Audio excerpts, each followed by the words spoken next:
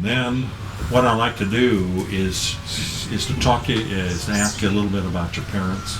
You know, where you were, you know, where you lived, where your parents came from.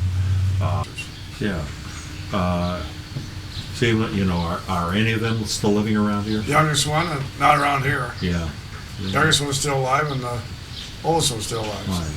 So, well, anyway, if you, you know, and if some of you are not comfortable talking about it, just say so. And then, you know, we'd like to get into, obviously, how you... I lived in Arnold's Park, Iowa. I've been here since 1948. We moved up from Spencer, Iowa. And you lived in Spencer before that? Born in Spencer. Born in Spencer. Yep. And then your family moved from Spencer to Arnold's Park?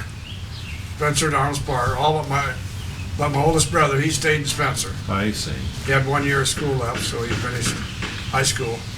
And your father, how did he make a living? He was a plasterer. Plaster? Plastered inside houses. Yeah, that's a pretty fine skill. Use the old horsehair, I assume, and the plaster? And there's probably some asbestos in it, Yeah, I'm sure. Yes. So they say there is. Yes.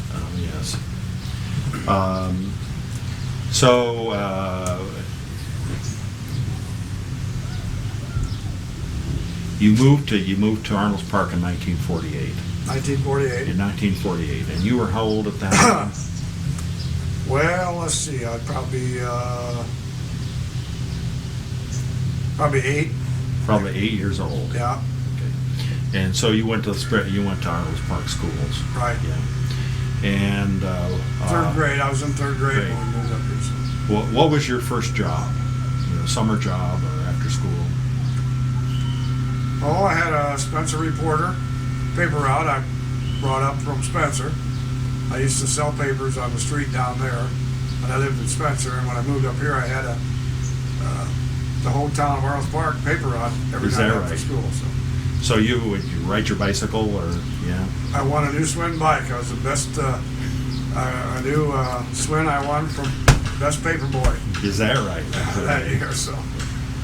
So, and how long ago? How many years did you do that? Oh, I've probably done it for a couple of years. You know. And then what? Oh, I used to help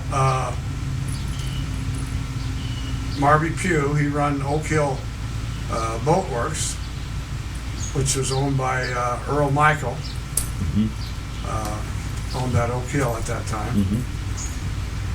And Marby run the boat livery there, and I helped Marby wash out the old Hafer rowboats. We had probably 10 of them, and sold bait and minnows, night crawler. They had one gas pump there, just pump a little gas. I done that for a year, and I worked the next year for there, but it was owned by another guy. His last name was Stoley. I can't think of his name, but he was an ornery old guy. So That was spelled Stolley. Yeah, I think Yes. so. But anyway, I worked for about a month for him, and then I said, "The heck, I'm not going to work anymore for you." So then I don't know. I detasseled corn. I've done that before.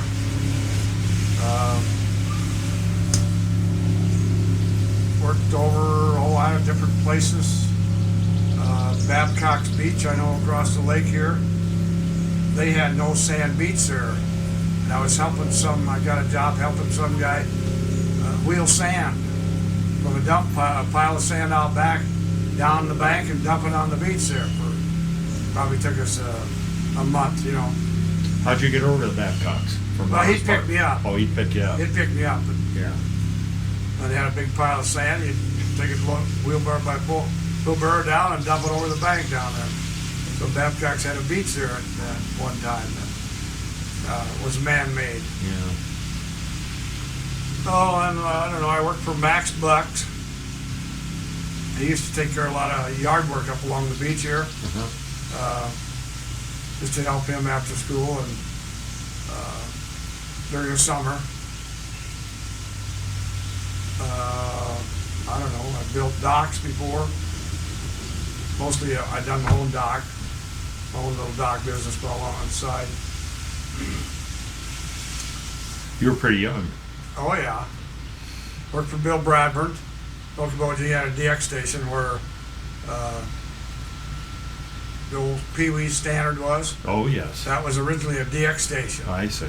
And I worked for Bill for a couple of summers, fixing cars and washing cars and this and that. And Van Vanderpool, we used to have Van's grocery store. Yes. I painted his grocery store one time during the summer, you know. In my off hours from not working, I'd go be over there painting. So that was some of the jobs. Mowed yards, you know. Everything a kid does. Picked up night crawlers. Used to pick up night crawlers every time it rained, and a gallon at a time. You'd pick up a gallon at night, Yeah. take them over there to Cap Kennedy, Cap's tackle shop, and sell them for $5 a gallon. So that was good. That was good money. Good Yeah. money. But usually we'd just take it out on trade. We'd buy a new fishing rod or Yeah. plugs or Yeah. something, you know. So I don't know. I've got a lot of little odd jobs here and there, and different stuff. Anything to make a buck, you know. I suppose that's what we used to figure. Yeah. Had to have spending money, you know. Yeah. So, how and when did you start to work for Fred Wilson? How did that come about? Well, And maybe tied into that, at the time you were doing these odd jobs, did you have an interest in boats and wind Well, I boats in had, a marina? we always liked boats. Robert Gilmore, a friend of mine, and Frank Gilmore, who was married to Beverly Wilson. He worked there, and of course Robert and me, we always hung around down around the Wilson Boat Works. You know, we'd get out and see Frank, and they had a nickel Coke machine there, so we'd talk Frank into buying some Coke, see. So, and Donnie Gilmore, he's an older brother. He had one of them old Hafer launches with a side steerer. Started with a magneto, you know. We never took it out, but we always thought we used to sit in it. Probably smoke a cigarette or something like that, you know. That's the main things. But I don't know. My grandpa Dyhrkopp, he built me or not grandpa, my uncle.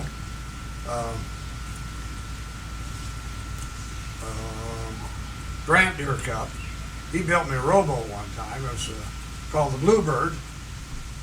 Had about 12 foot long, pretty simple, plywood bottom, you know.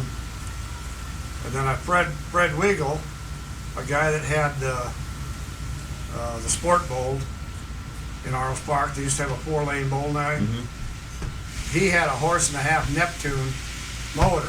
So, World's worst motor. well, it always run. This one always run. I put that 1.5 on there, and I'd cruise Upper Gar, Minnewaska, Lower Gar, and once in a while I'd venture out into Westlake. Yeah. I'd go over to the park. Now the boat would go just fast enough that I could get over the waves. That's, you know, on a windy day. Yeah. But I didn't go over there too often because, I don't know, I just didn't. Of course, then you never took a life jacket No, with I you, know. so. But, and there wasn't many boats out then, so you're pretty What- safe, you know. Whatever happened to that boat? I don't know. I think either Grant, my uncle came and got it, or I don't know. I don't really know. Now, Zeke Wilson, Barry Wilson's brother, said that Christian James Dyhrkopp, which was my grandpa, had a great big old rowboat that he used to keep along the grade there, or somewhere over there. And he says he told me one time that rowboat got loose one day and it drifted out into East Lake and it sank out there between Gregerson's old resort and Wilson Bulwarks. Yeah. He says it sank out there. On a clear day, he says you can probably see it. But I never did go. I never looked for it. But if it sank, it's probably no good anyway by now. It wouldn't be that deep of water. So. That's what Zeke told me. That's laying out there somewhere. So. But I don't know. That's about the boat. And then working at Oak Hill around them rowboats. Oh, yeah. And we just take, put an old 5-horse motor on there or something. But we go putt around the lake. But mostly just around Minnewaska. So. Now there were what? 3 Wilson brothers? There was Harry, Zeke, and Fred.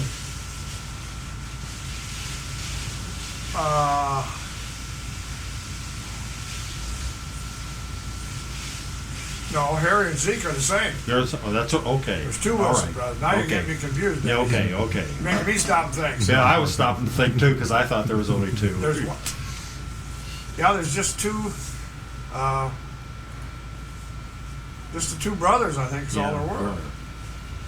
I don't know if did he have any sisters? I don't think he had any sisters that I can remember of. Well, wasn't the Gipner? Well, no, that was his wife's. That was a relative of his wife's, wasn't it? Of Fred's wife. Weren't they related? The Gipners and the Wilsons. I don't think so. Zeke, let's see. Lola and Zeke's wife were sisters, I believe. So brothers married sisters. Right. And Bus was a brother to Lola. Is that right? Well, See, she was a Heldridge. Okay. Now let's go You back. ever look at this book, Girl on a White Horse, that Fred wrote? Oh. Yes. It mentions the Heldridge family in there. See, and Bus was she wasn't a Heldridge, but what the hell was Lola? I'm trying to think. Well, let's move back a little bit. Okay. And tell us about how, first of all, tell us what you can remember about, the Wilsons, the Wilson Boat Works, the Gipners, and then how you happened to start to work for Fred. Well, I was working for Bill Bradburn up at the gas station, and Cliff Jones, who's a good friend of mine. He lived out east of town, graduated from Miles Park School, but he worked down there. And, Mike Mansmith, who was from Miles Park also, they worked there. And Cliff asked me, you want to come to work down at Boat Works? You can probably get a job down there. So I went down and talked to Fred, and he says, yeah, I'll try you out. So they just built that new shop down on the water. The one with the the little office, or Right, yeah. it was a store, where Yeah, they sold right. gas and stuff. They had just built that winter because Fred was just finishing off inside the knotty pine he put in there, and we were down there varnishing that. So I suppose it was in April.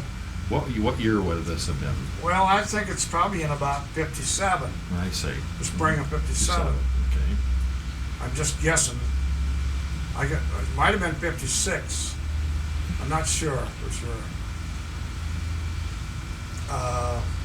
Well, then I went to work for him, which was altogether new to me, but of course I knew what boats were. So. Yeah.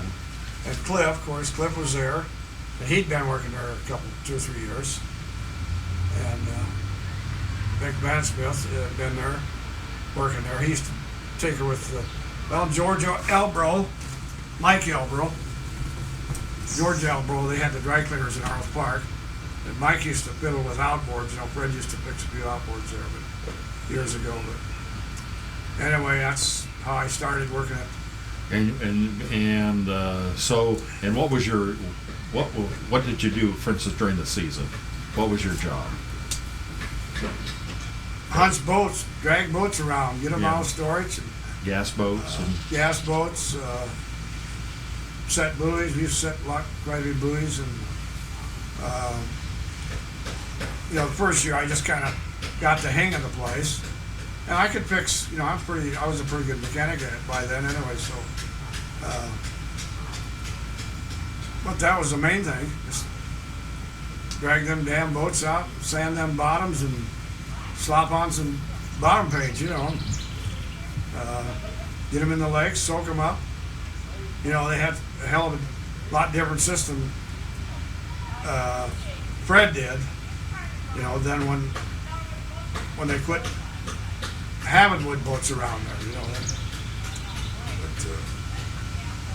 We had the big old Quonset building with the rail track in that. Yeah. You always had to soak all them damn cruisers, because for a day or two. Then we had another old wood frame outfit right by the wood shop, the car, and you'd have to load that. One guy'd have to load it with the hip boots on, yeah, or let it in, and you did that with the Jeep, the old Jeep. Pull them and let them back in, and hook the chain, on a post or around the track or something to keep them from going too deep. So. And then we had another old hoist system on the west side of the office there, the shop there. An old, some old rail system that Fred said came out of some old boathouse. They used to keep one of the old speedboats in, a light rail. Wasn't heavy enough that it worked for soaking boats. So. But now you had and working at that time was and you've spoken for many years about Bus. Oh yeah. Tell us about Bus, who he was and what he did. Oh, Bus Eldridge. And that was his name, Bus Eldridge. Heldridge. H-E-L D-R-I-D-G-E or something like that. Yep. Mm-hmm. Eldridge. Yeah.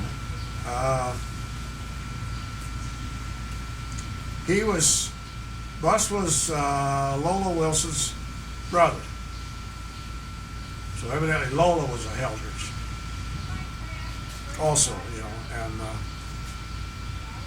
he done refinish work, the varnish work. Mm-hmm. We would get everything sanded, cleaned, and ready to go.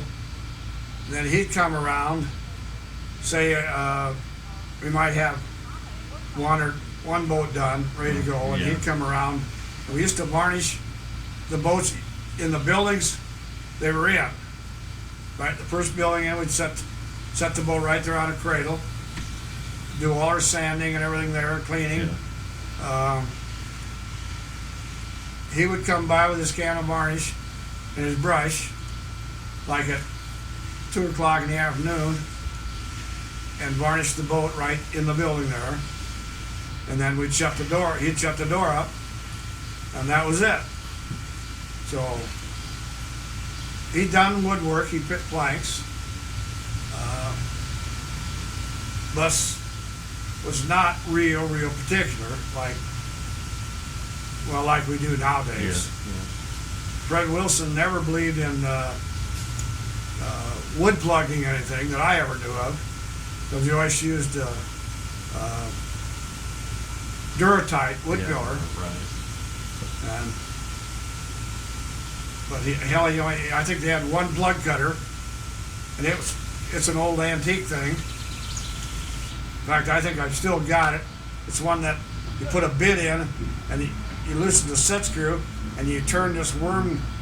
It's got a flat kind of flat bit, like a corkscrew. Yeah. You turn it up around the depth you want it. You turn that outside up and tighten the screw back down. It's got a little tapered on the bottom of it, so. Well, wood boats were sort of a commodity Yeah. at that time, you know. Well, what else was there? Yes, There was yes. nothing else but wood, so. Yeah. But I don't know. Bus was a funny old geezer too. He had that jungle rod on his fingers. His fingers always peeled. He always had bandages on. Some days he'd have 3 or 4 bandages on. I guess he was over during the war. He was in New Guinea, and of course he had yellow jaundice also. Yeah. But some days he felt good. He's always smiling. But the next day he might be grouchy, so you knew he wasn't feeling too good. But He taught you a lot. oh yeah, he smoked little cigars. Oh, what the hell were they? I think they're William Penns, little William Penn cigars. 3 or 4 of them every day. So, but he didn't do any manual labor. Not since I started. He was just more woodworking and sanding and no bottom paint unless he absolutely had to. But and the varnishing, How was it like working with Fred? Fred was a nice guy. I mean, Fred taught me a lot too. He was easygoing. I don't ever remember him having a harsh word or cussing anybody out. As long as I worked there. I know when I started there, of course he says minimum wage is $1 an hour. So he says, well, I'm going to give you 90 cents an hour to see if you're any good. So I said, okay. So I thought maybe a month or a couple of weeks. Yeah. Well, I went the whole summer, the whole season, before I got my dime an hour raise. But he told me he wanted me back, see? And he always used to give us a little, end of the year, I'd get a $100 bonus or something like that, which was a lot of money then, So. But he always said I wouldn't ask you guys to do anything that I wouldn't do. So, and I've seen him there scrubbing the hell out of them damned old slimy bottoms. He'd pull them old cruisers out. He used to load them, and we'd run the pull-out car or one either Clip or me, and then he'd get this old brush and bucket of water and Start scrubbing. scrub the hell out of them because he knew they had to be painted next year. And if you leave all that slime on there to dry, that was a hell of a job to have to sand it all off. So. And not very good tasting either. Now, his main competition was with the Gipners. Kenny Gipner. Yeah. Tell us about him. Well, I didn't know Kenny too well. I mean, I knew him. He was always I always thought Kenny was kind of a shady character, but I guess he's all right. I knew Ruthie Gipner, his daughter, and what the hell was the boy's name? Kyle Gipner, maybe, something like that. He had 2 kids. Ted Gipner, his brother, now he's like Bus. He done the refinish work and stuff like that. And then there was Lowell Gipner, who was the first mate on the Queen with old Roy Roth. Yeah. Then Homer Smith was the fireman on there. So. Is that right? On the old Queen. That's when she had the old steam engine in there. Yeah, right.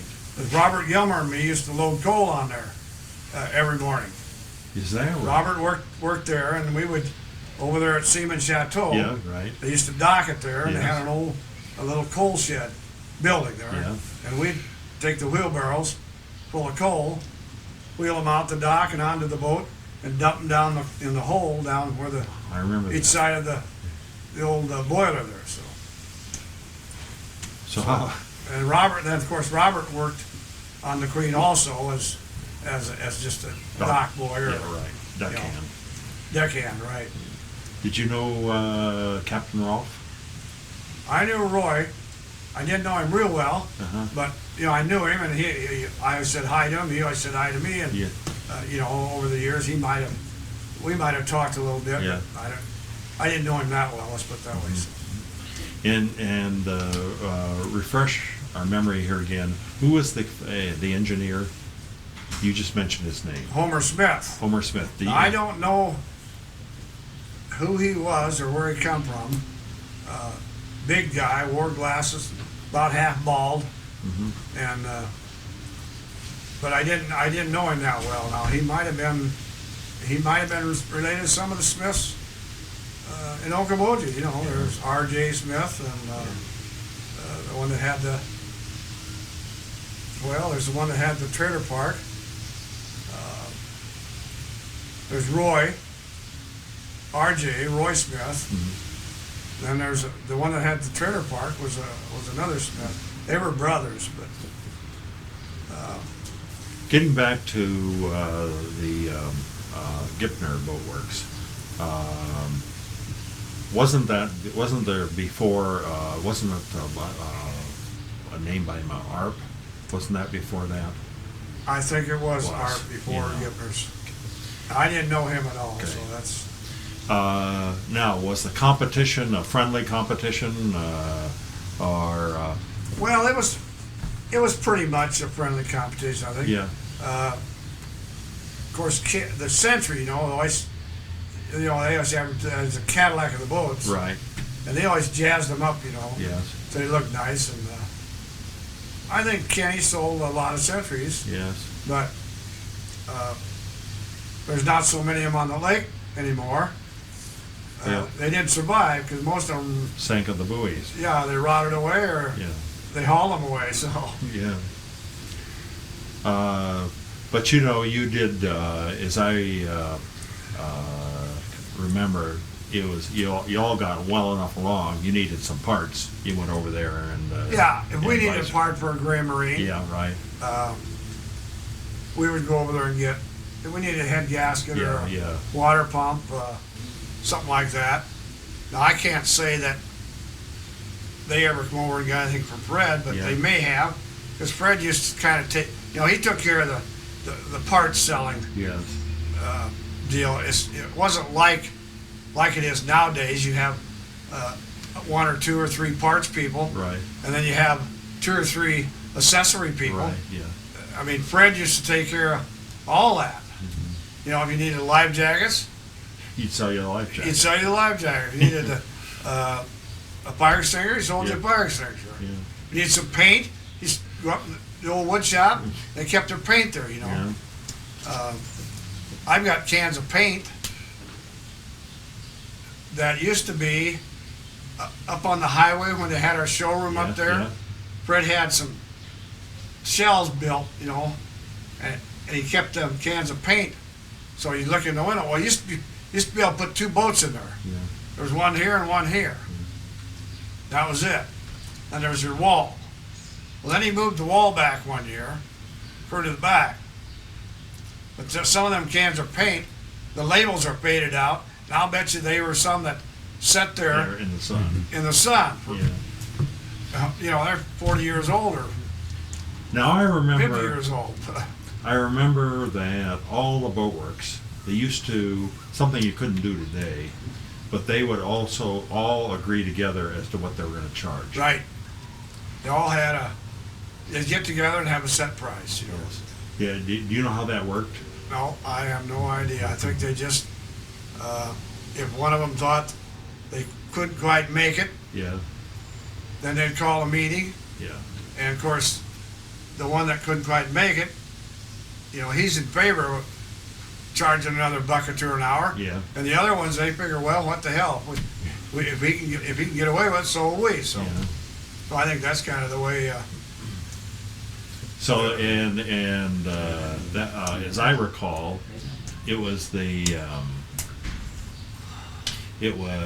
Gipner's, Wilson's and Hafer's primarily in that. Right, That right. agreement.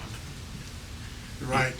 Did you, in those years, did you know the Hafers? I knew Glenn Hafer. Did you ever know his father? I his never dad? knew his father. So Yeah. I did know Glenn. And were Glenn and Fred pretty close? They were good friends. Yeah. Actually, it got where Fred would buy stuff from Hafer and wouldn't buy stuff from Gipner. They must have been a falling out there Yeah. somewhere in the later years. Because I know we used to go up to Hafer Bulwarks and get different stuff, once in a while. So you started out there, and you were there for a long, long time. I worked till, well, let's see. I think 60, let's see. Got married in 59, 67. So I probably worked for Fred for 10 years, or 10 or 11, depends on what year I started there. And then Harvey DeVries bought it, so he had, Now, Harvey bought it in 69, so. now, okay. So, and Fred just wanted to retire.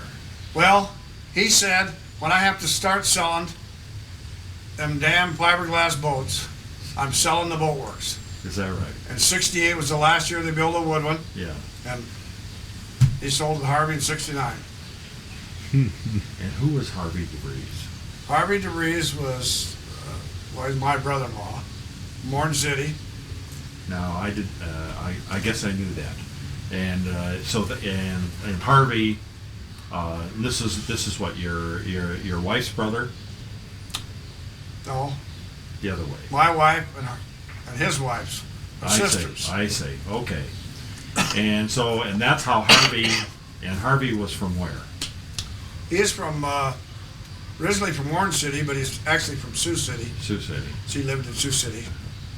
He was in the stock and bond business for J. Cliff Rails and Company, and I don't know. He went out on his own, or still bought the boat works.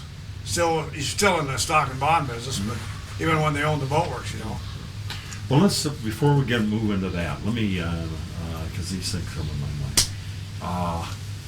If you can, are there things that stand out in your mind?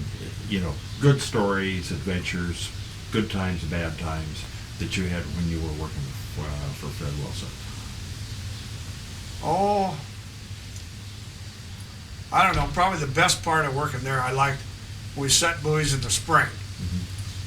We had an old 19-foot hacker. Yes.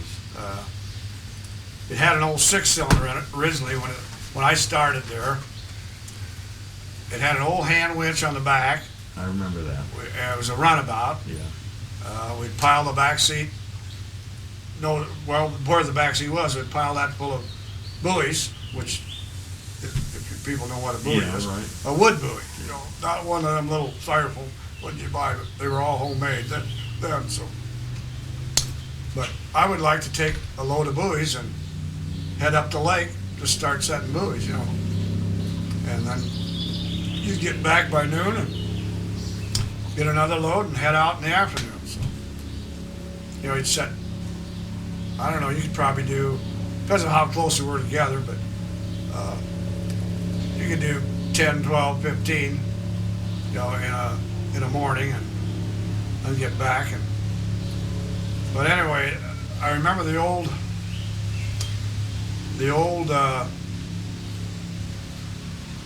buoy boat, that old hacker, had an old 6 in it. And it had a hell of a knock in it. And it was in the fall then, we were pulling out buoys. But it started knocking really knocking at Fort Dodge Point. And I just kept running. I figured, what the hell?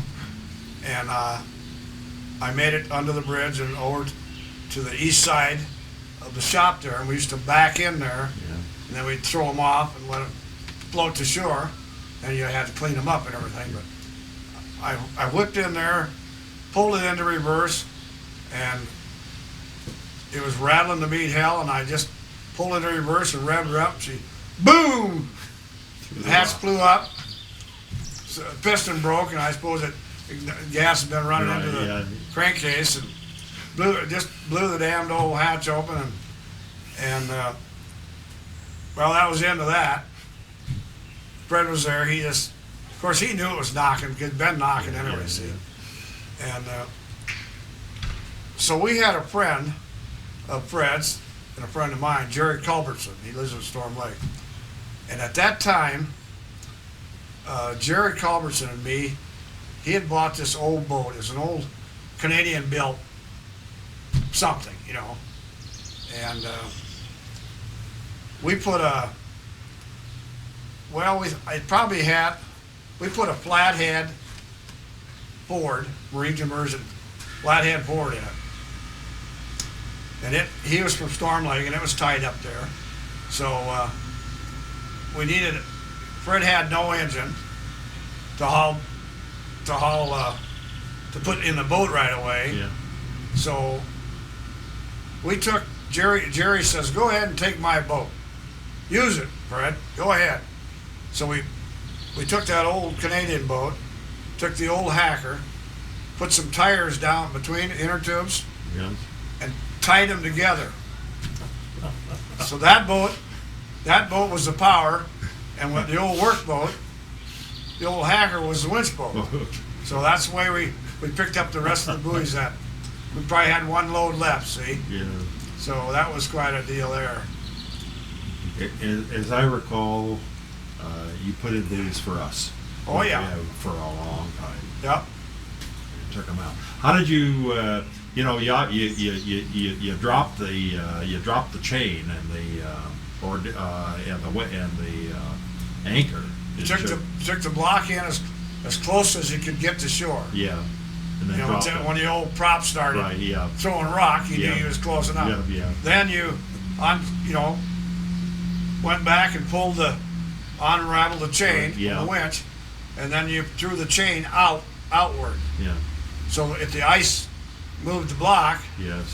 you could still find the chain out there. Yeah. So that's the way that works. So usually we try to leave in about 3 foot of water Yeah. in the shore, then just throw the chain out there.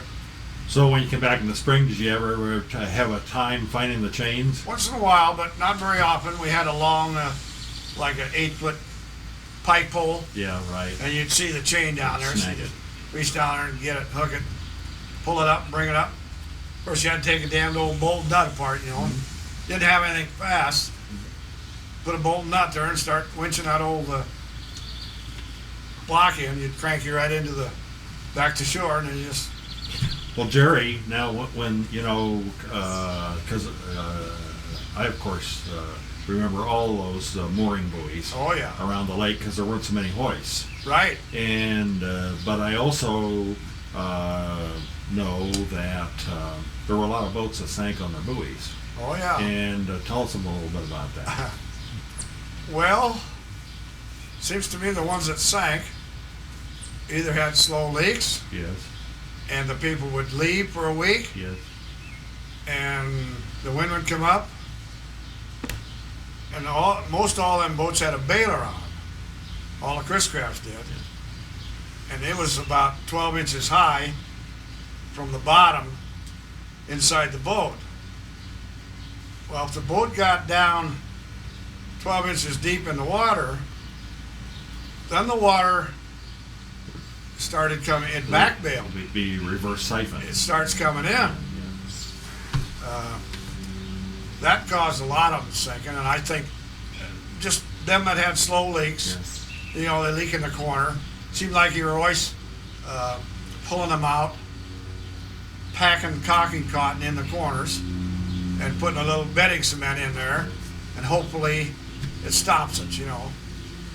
So, Or you put a so couple, 2 or 3 screws on the transom plank in the corners. how'd you go and raise those things? Well, that was another system. What we'd do we'd dive down, hook onto them. Was that your job to go dive down? Well, I've dived down, hooked onto a few of them, but crank it up a little if you could, and then take it into shore as close as you can. Yeah. Now, if there's a dock there, you could get right along dock. You could get right alongside the dock. Then you would crank up maybe the bow just till it was coming up out of the water a little ways.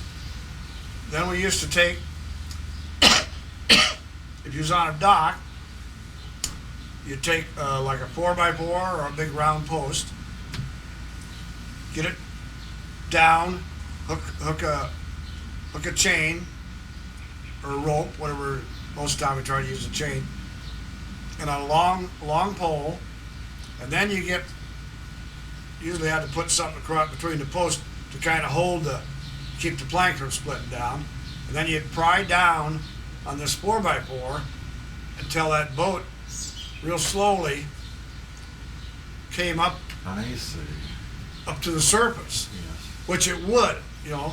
if you had 2 or 3 guys would get out on the end of that and just stay there. Like a big lever. And the boat would come up, and once it got to the surface, then you would try to tie this pole down Yeah.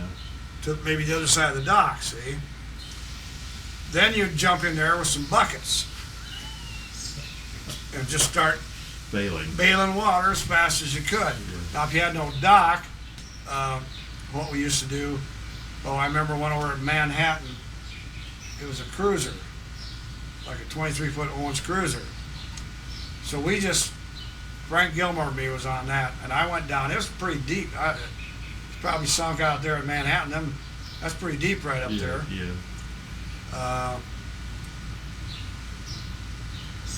I hooked onto the bow light of that, and we just drug that right into shore with the old hacker until the bow was up on. It was on the ground, but the bow was up out of the water. Then we went around the back end, hooked onto the back. It had a couple lifting eyes on the transom. Picked it up until that was a guy by the name of Lowell Hanson that had that. It was an Owens cruiser, and one thing about them, they had a couple of drain plugs on the floor, Yeah. about 12, 16 inches up off the transom, one on each side of us to drain the floor. Well, sitting out on a buoy, he had that boat on a buoy, but you should put the plugs in, because the wind's blowing, slicing against the back of that boat, waves, it keeps going in them drain holes.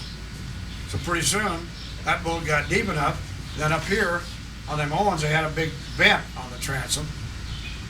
Well, it keeps going down and down. Well, once it got to that vent hole, well, then it don't take long to fill up whole water. So. But, we got that thing drained out and back to the boat works.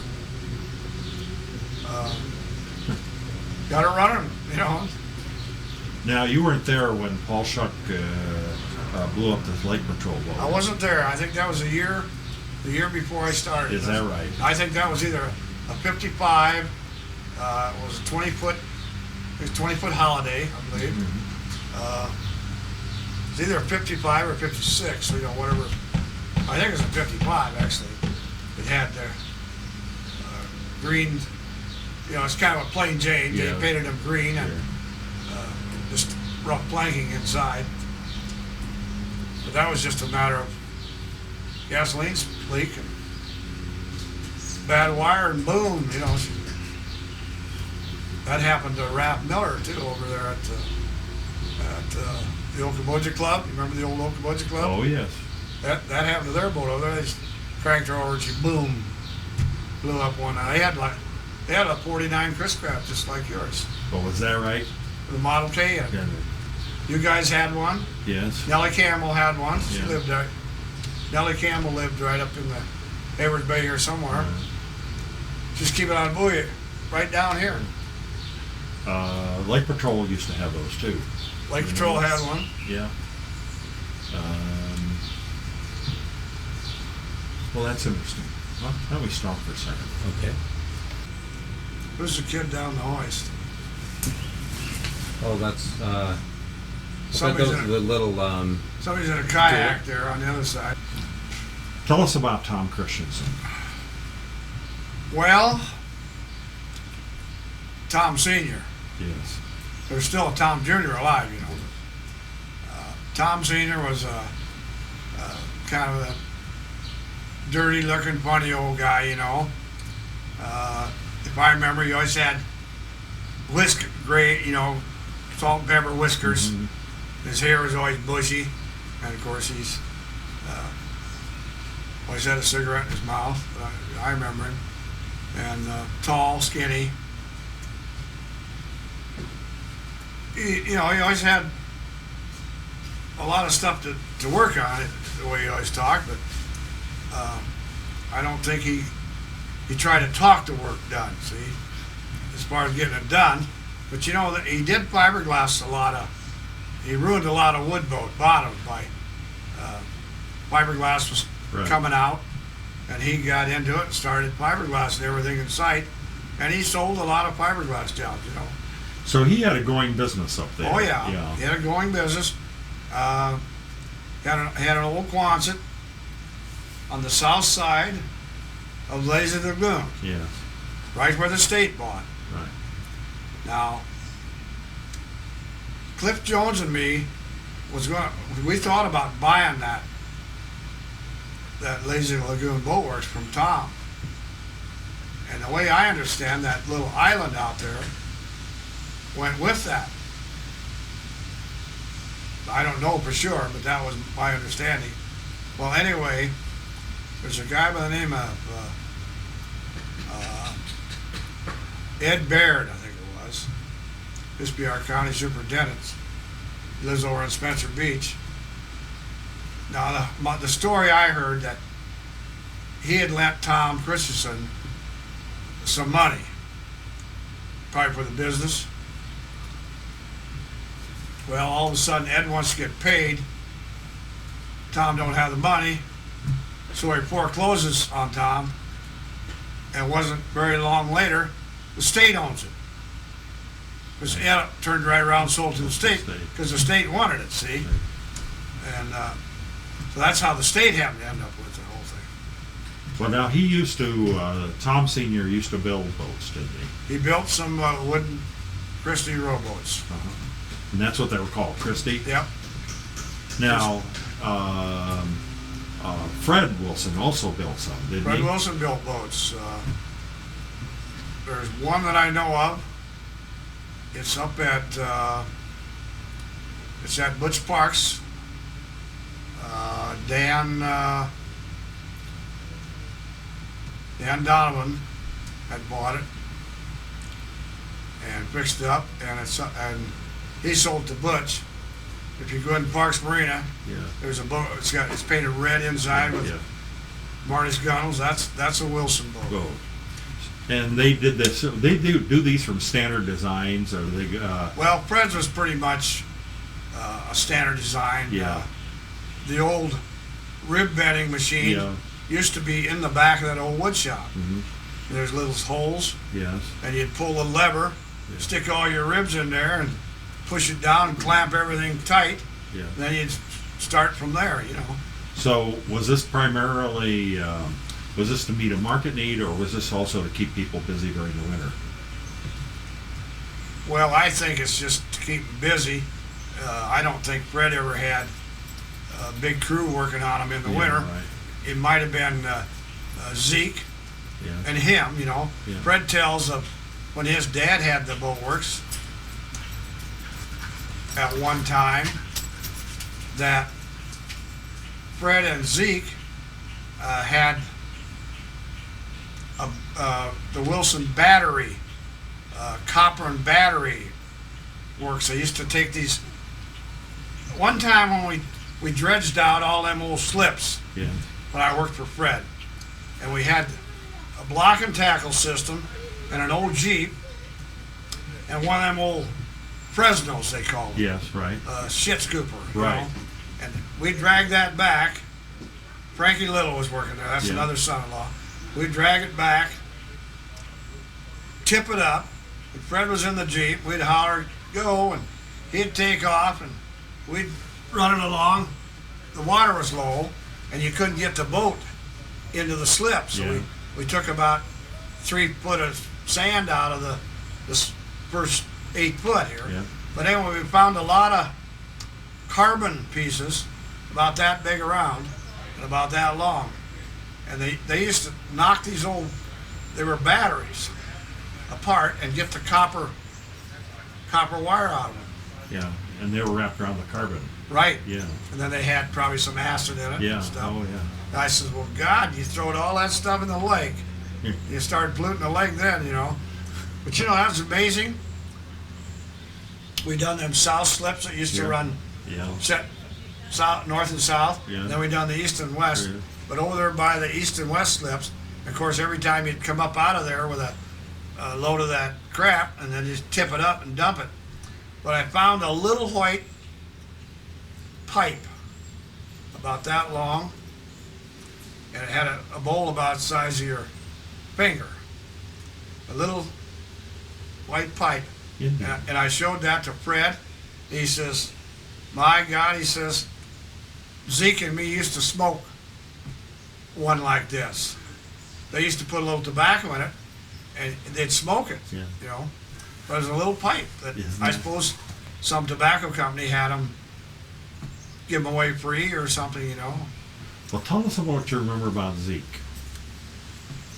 Well, Zeke was kind of a happy-go-lucky little guy. He just,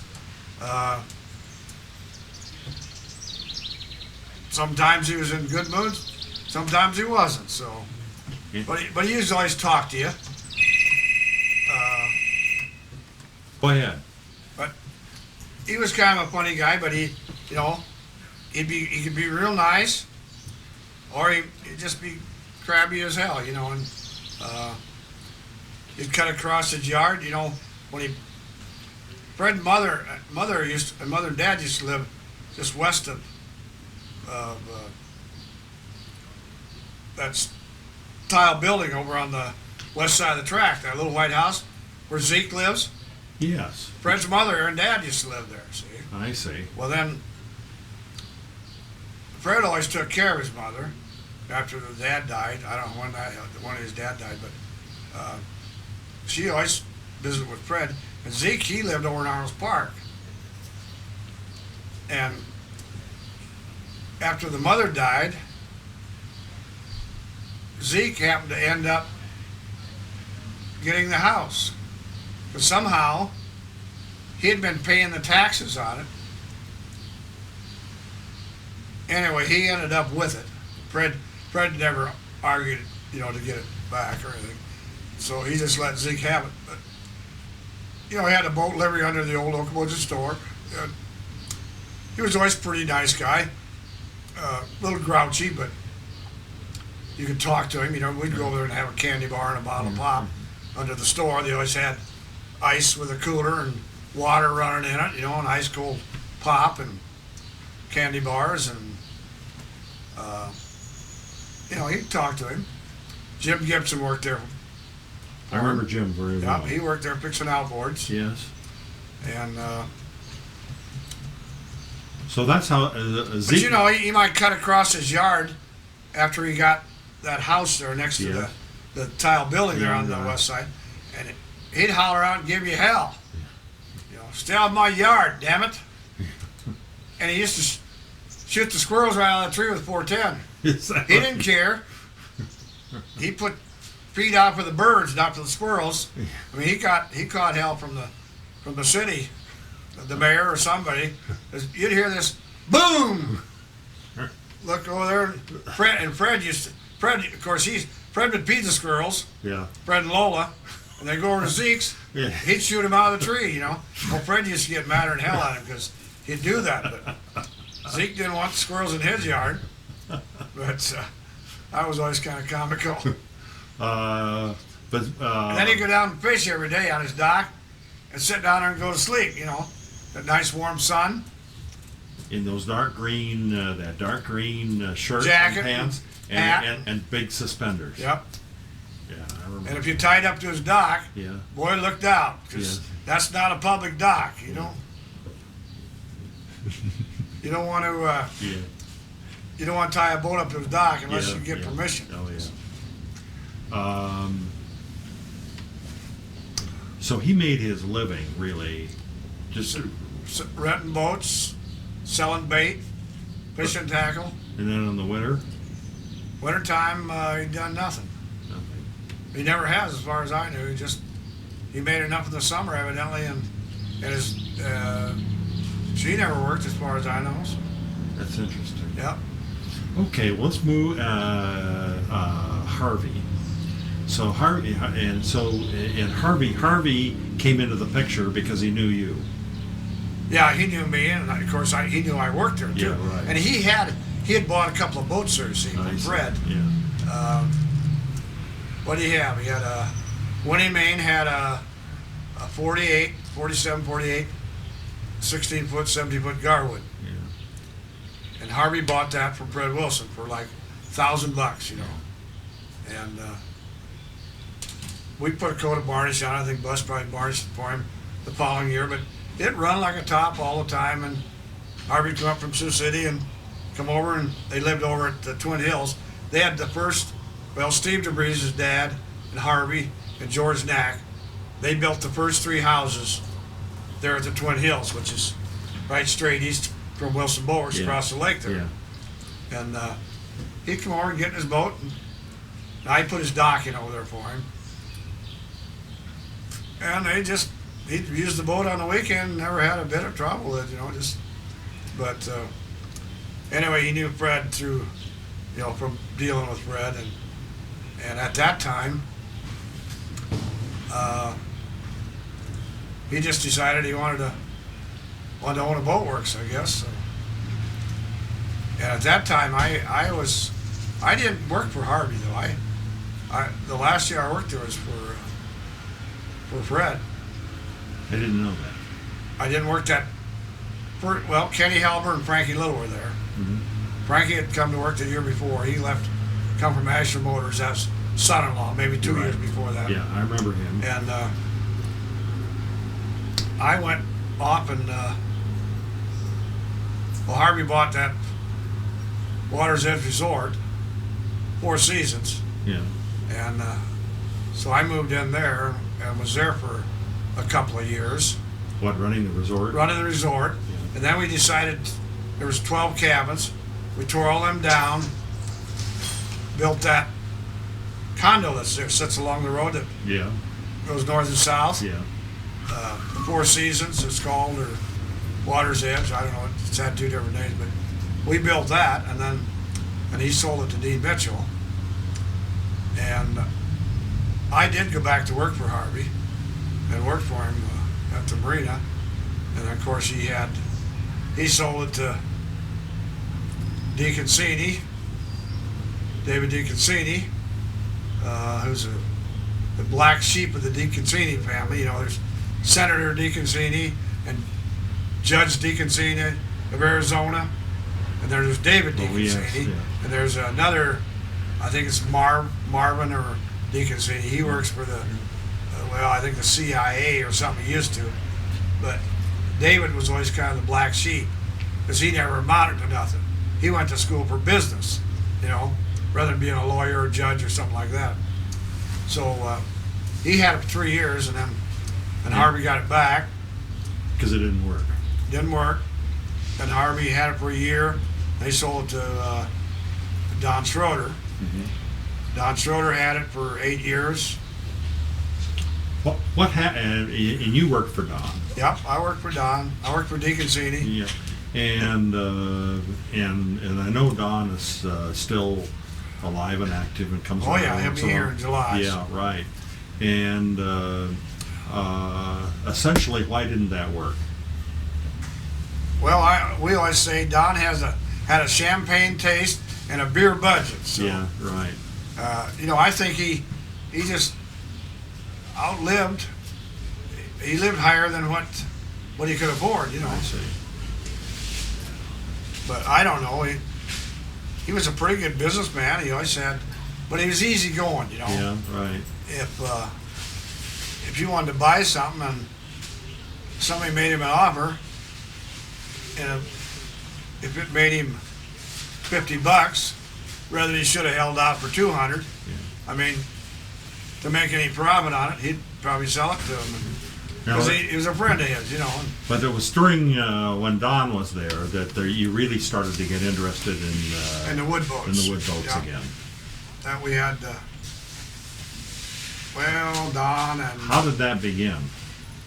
I don't know. You know, fiberglass was there, and there was a few wood boats around. And Don, I had a 48 Chris-Craft cruiser, 23-footer. Oh yes, I remember that. I think you took a picture of me Yes. one day standing by it. And I had one too. Yep. I bought mine from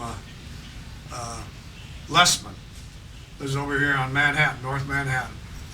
It was in a boathouse. I bought it from Jimmy Jones, kind of a conniver out of Spencer. Somehow he got it. The government foreclosed on Lessman over there. So Jimmy Jones, I don't know how he got the boat, but he got some of the properties. They must have owed him money or something. And I'd give him $500 for that boat. So.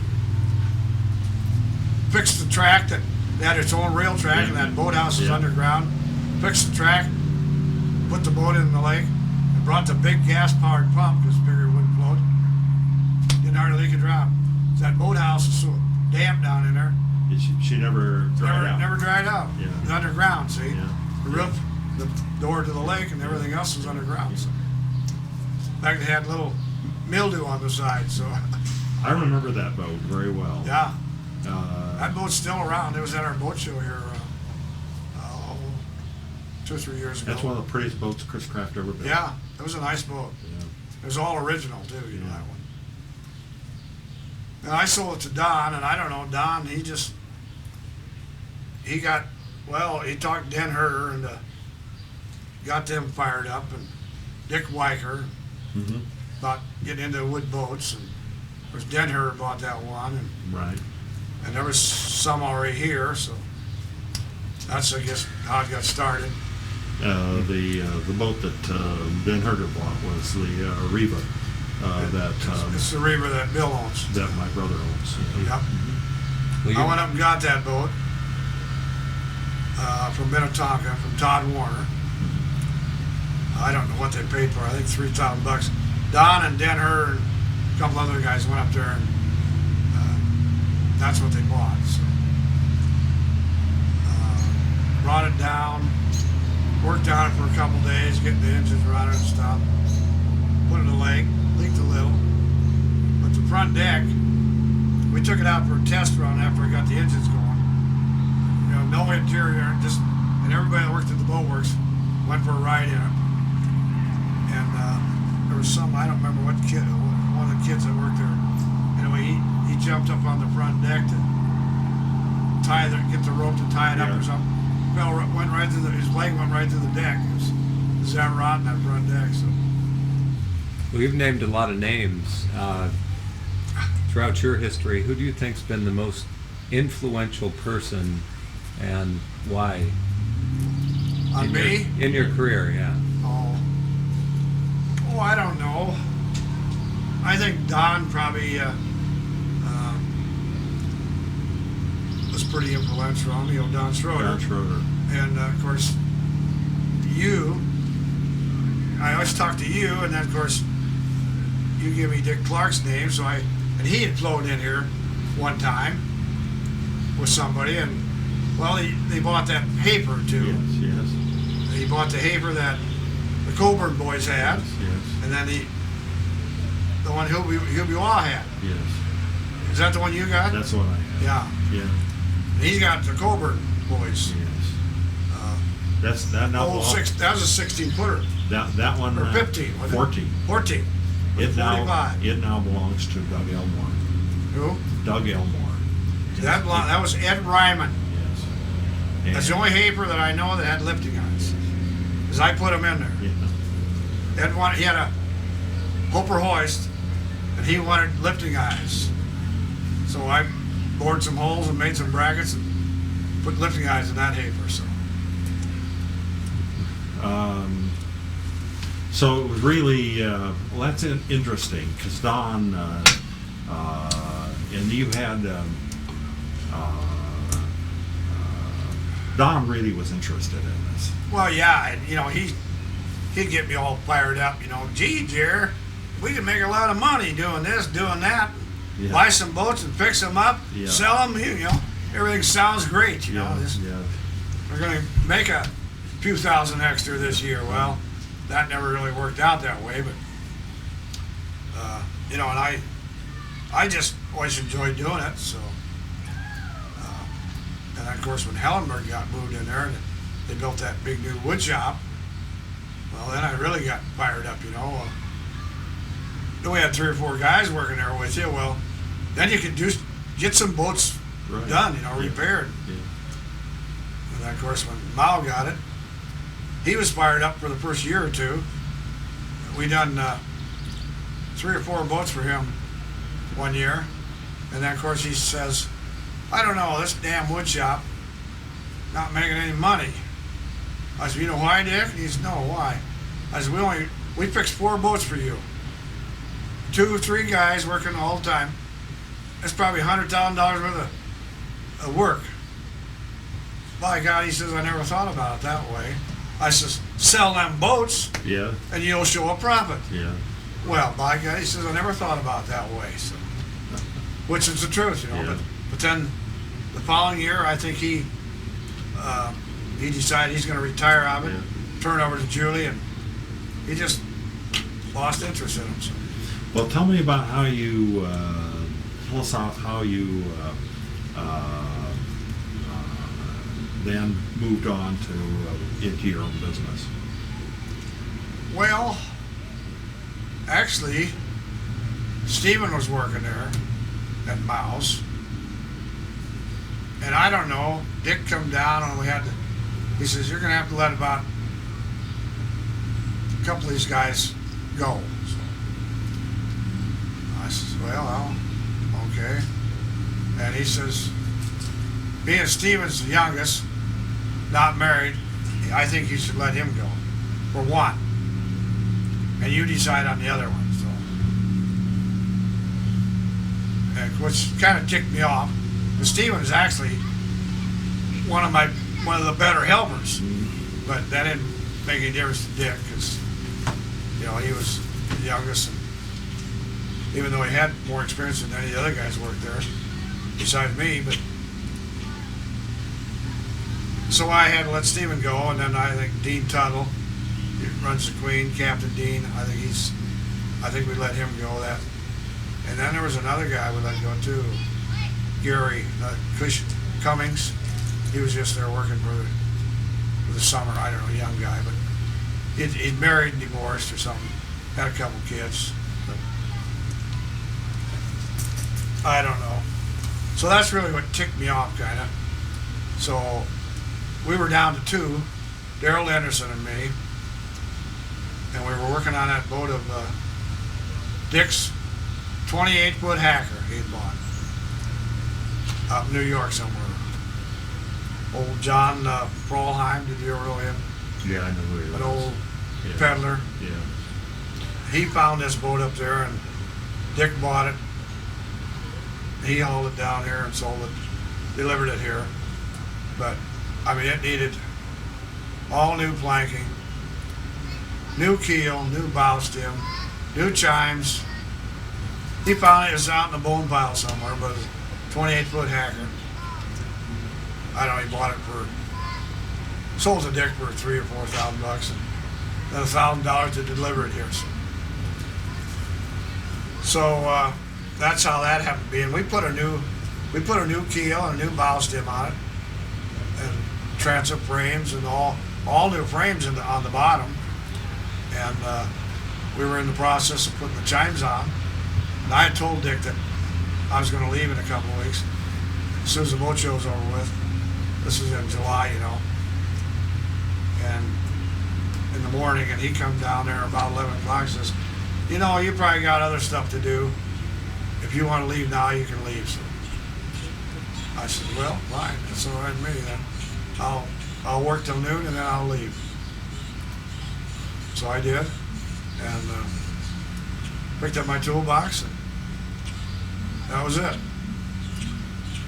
And then they never did do anything to that hacker, and he sold it back up there in New York, about 20 miles from where he bought it. All right. Somebody come down and bought it from Dick. He Yeah. put it on. I suppose they put it on the internet or something. Right. But they tore everything apart. So they were putting their frames together. They never sequenplexed anything or glued anything. You know, they just put them together Yeah. like the company did. Yeah. So the people that bought it, it's done. I understand the boat's all done, but they took it all back apart, frame by frame, and sequenplexed everything. And we had through bolted everything with stainless or silicone bronze bolts, so it wouldn't be that big of a deal to take apart. Anyway, What's one of the more funny stories that you can recall about a wood boat? I'll bet you have a few. oh, I don't know. You don't know. There ain't nothing funny about a wood boat, is there? Unless you go out there in a too rough of water and your boat's too small, Yes. and it gets big waves keep washing over it, and you think you might not make it to shore. Yes. Yeah. I've been out more. Yeah. I've been out more. Yeah. I don't know. I don't really have any funny stories about a wood boat. I don't think so. I always heard, whether they were rumors or not, that Fred and Zeke would do some interesting things for people who didn't pay their bills over there. Did they ever play any tricks on anybody over there at the boat works with any of their boats? Not that I know of. Zeke, I wouldn't put it past Zeke, but I don't know if Fred was. I always thought Fred was a pretty straight shooter. He was pretty straight. I know Fred tells the story one time. He was telling that this Sanford, they had like a 23-foot triple cockpit grist crab. Sanford, I don't think they live on, south of the New Inn. What's that beach along there? Sanford. Sanford, there was a guy by the name of Sanford lives there. But she always liked Freddie. She called him Freddie.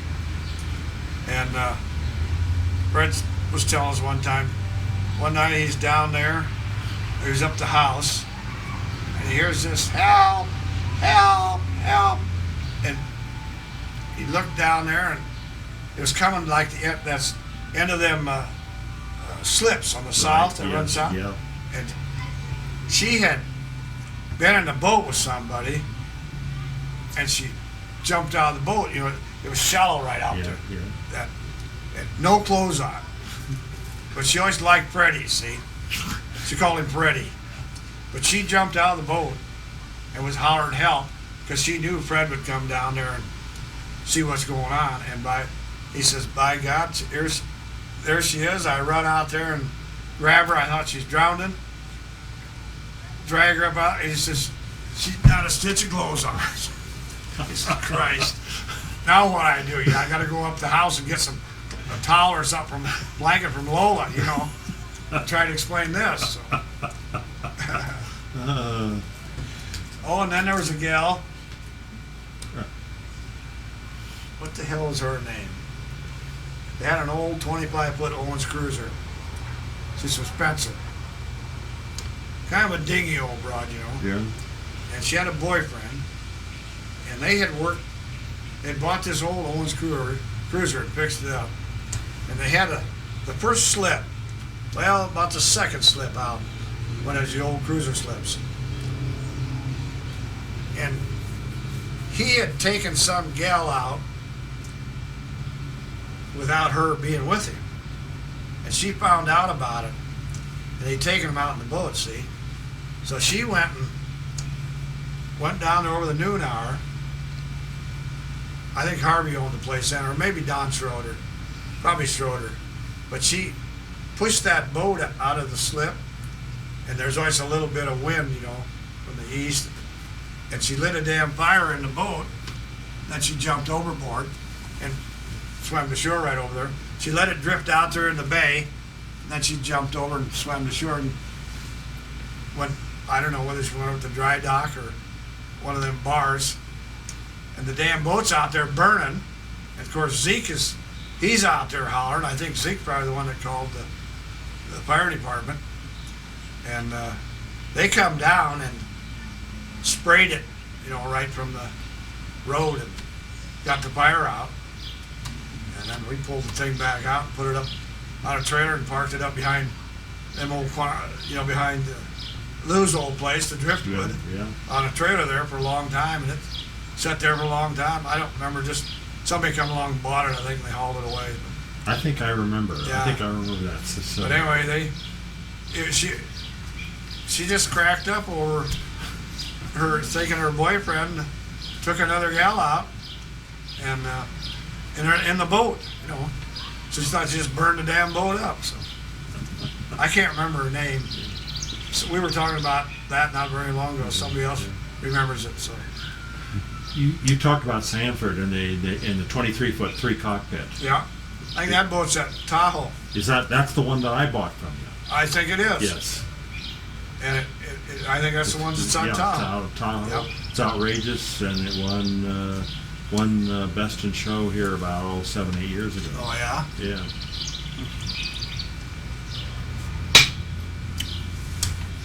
But there were just funny things that Fred told me about, things that I've seen. I remember another guy, strange bird, Elwood Meyerly. I don't know whether you ever knew him or not. Lived on North Manhattan. Doc Meyerly, remember the guy? Oh yes. Built that big cruiser? Oh yes. Oh yeah. Well, that's the old Meyerly property. Yeah. Bentley was his grandpa's name. He used to own all of Manhattan, and Manhattan Resort, Yeah. and all of North Manhattan, and all of South Manhattan. Grandpa Bentley. But Elwood was a strange bird too. He didn't weigh 125 pounds, probably about 5. Well, he's about 5'6" or 7 or 8, and he had heels about 2 inches high that he wore on his shoes. And he always wore kind of a Dick Tracy hat, that style. Mm-hmm. And he had one bum arm that he hurt motorcycle racing when he was a kid. And then his mother, I would say Elwood at that time, I was working for Fred, Elwood was, I don't know, 45, 50 maybe. His mother had to be 70 or 75. He had a Higgins with a Fireball 158. Anyway, guys called me Dyhrkopp. He'd say, "Can you send Dyhrkopp over here to get my boat?" And he always had a big chain. And on the end of the chain was about 40 keys. So everything he owned was padlocked. I mean, you go to Manhattan, Fred had a 48, 3/4 ton Ford maybe, Mm-hmm. old blue thing. It was an old 3/4 ton, and he had that old Jeep. So I'd take that pickup, go to Manhattan,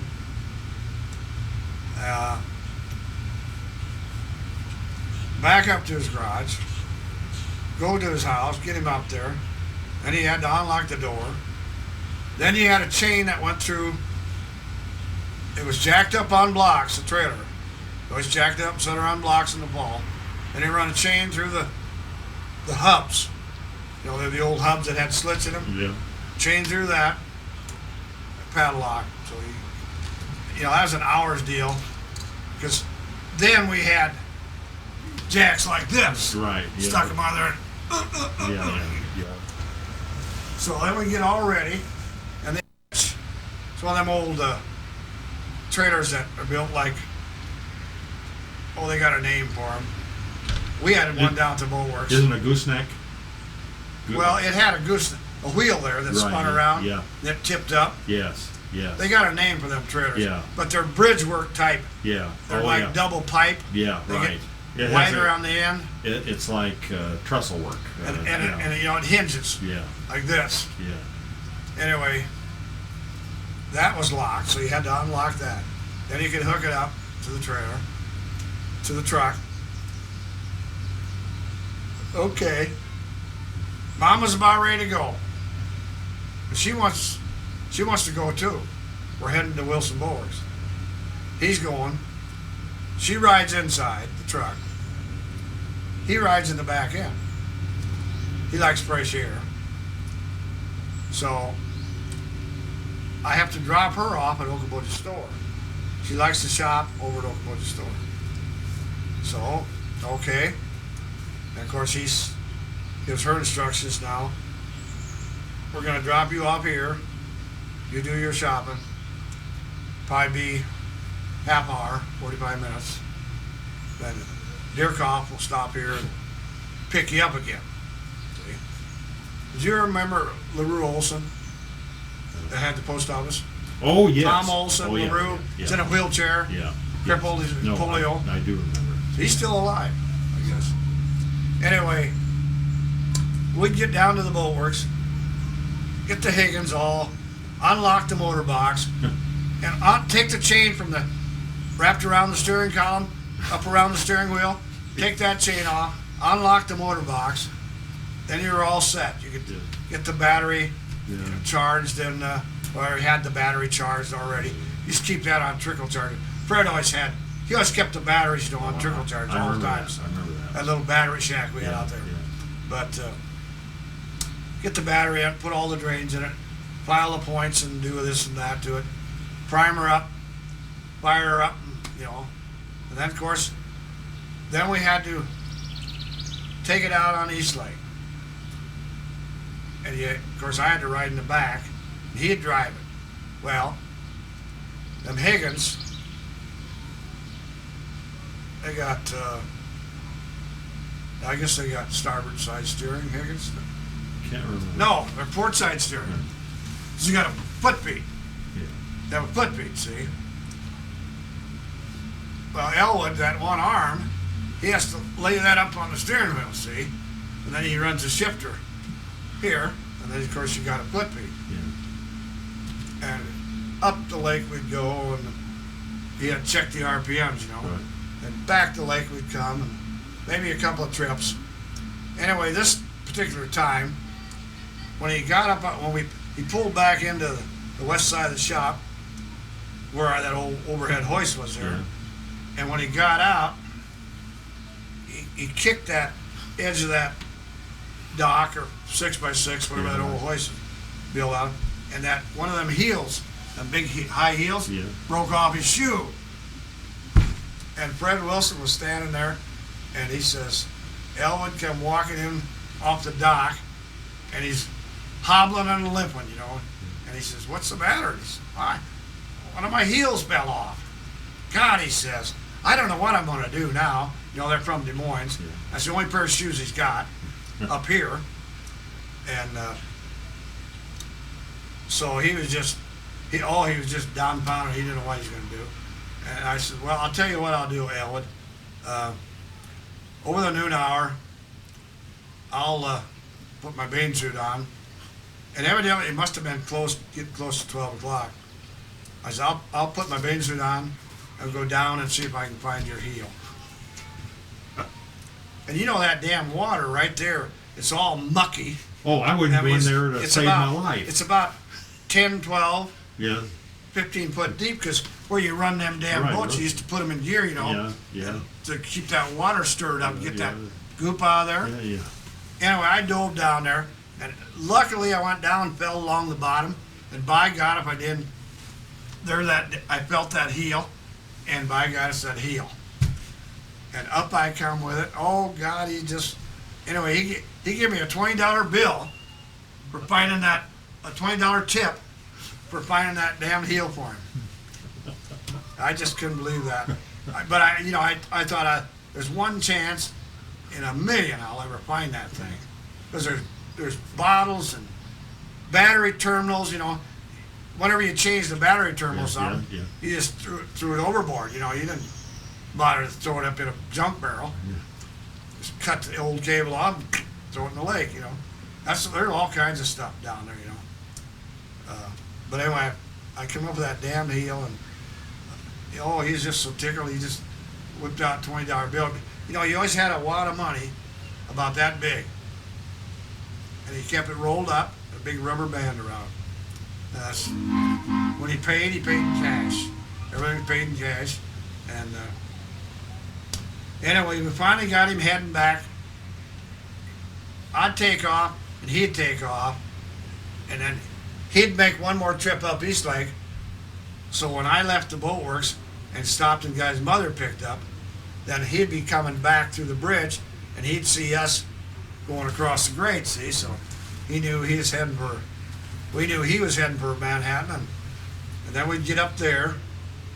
I'd get his mother on, help her with her groceries, down to the house, go downstairs, at kind of a high bank there, turn on the electricity in the house, turn on the electricity in the pole, down here on the pole, go out on the hoist, boat hoist, had a Hooper hoist, had a chain run through around the gear, you know, the old starter gear, ring gear. Yeah. Had a chain run through there and around the post. So when you'd bring the boat in, you know, everything got hooked up, picked up. Then he'd lock up the steering wheel again, lock up the motor box, lock up the hoist, shut the electricity off on the pole, lock that, and turn it off at the house. That's the way the guy, everything had padlocks. You know, the last time I was up there, we went up and down this lake, I'll bet you 10 times before he was satisfied that that boat was running right. And there were sailboats and power boats on the lake about the last, and I told Al, I said, God damn it, you better slow down. You can't go ripping right by one of them sailboats. Yeah. Well, he didn't care, you know, the last trip back, I saw the lake patrol up there. The last trip back, he saw him too. So what's he do? He turns around, makes one more trip down the lake again, and then he come back again, and they were waiting at his dock. So they give him tickets, you know. I know old Bud McKinney, the Justice of the Peace, he used to take care of all the fines you see on the lake. They're in Okoboji. And I knew him real well because he always hung out at Bill Bradburn's. And we used to seine bait for old Bud. He had a boat livery down there at Lakeshore Cottages there behind City Hall, which that old resort's still there. But in the summertime, we'd go out and seine crawdads, chubs, you know, stuff like that for him. But Bud said, God damn it, I couldn't get a straight answer on him. I'd say, how do you plead, Elwood, guilty or not guilty? And he'd say, well, Dyhrkopp and me, all we were doing was tuning up the boat, and his mother was there, and I guess you'd say, Elwood, plead guilty so we can get out of here, you know. But old Bud said, and he couldn't help but laugh, because Elwood would say, well, Dyhrkopp and me were just tuning up the boat, you know. And his mother would say, pay the bill, Elwood, so we can leave. Yeah. Just a couple minutes left. That's, you know, then you, like I said, everything you had to padlock back together. And I went up in their attic one time. They had a great big stack of papers. And I thought, what the hell would they want to save papers for? So Elwood says, he wanted to know if I could help him put the papers up because he couldn't get up there with that one arm stuff. That attic, I mean, it's like a little storage room. That sucker was full of everything. I mean, I don't know what kept the ceiling in the house up there. I could not believe it. It was full of papers. I bet there was, when old Marley, I always wonder what he done with all that stuff after Elwood died and the mother died, you know. You know what, Jim Marley, I know very well. He tore the house down, you know.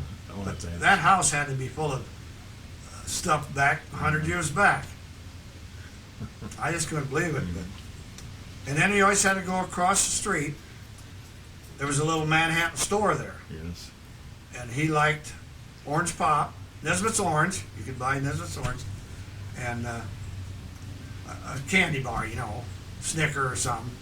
So he'd always say, I gotta treat you now to a bottle of pop and a candy bar. So he liked his candy and pop, and he always give you a tip, you know. And very few guys ever tipped you back in you know, 55, 56, 57. Nobody tipped you then, or you know, even into the 60s.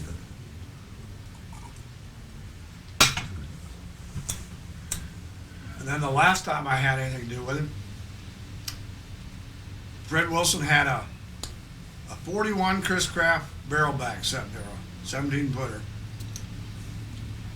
Babe Hans traded it in, or it might have been old Lawson, guy from Spencer.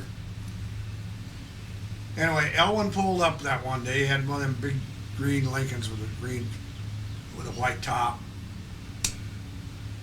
They had some little old guy driving it for him. He was their chauffeur, and him and the mother were just riding.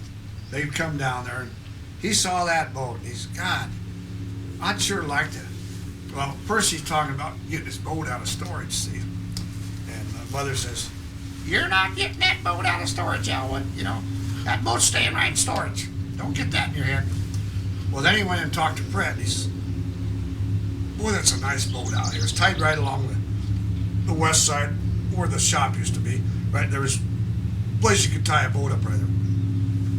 God, that's a nice boat, he says. And Fred says, well, it's for sale. Well, he says, how about if you give me Dyhrkopp and I'll rent it for an hour or two and take a ride in it. And Fred says, well, I don't know, I suppose. If he wants to do it. I said, well, it makes no difference to me. I'll take him around the lake.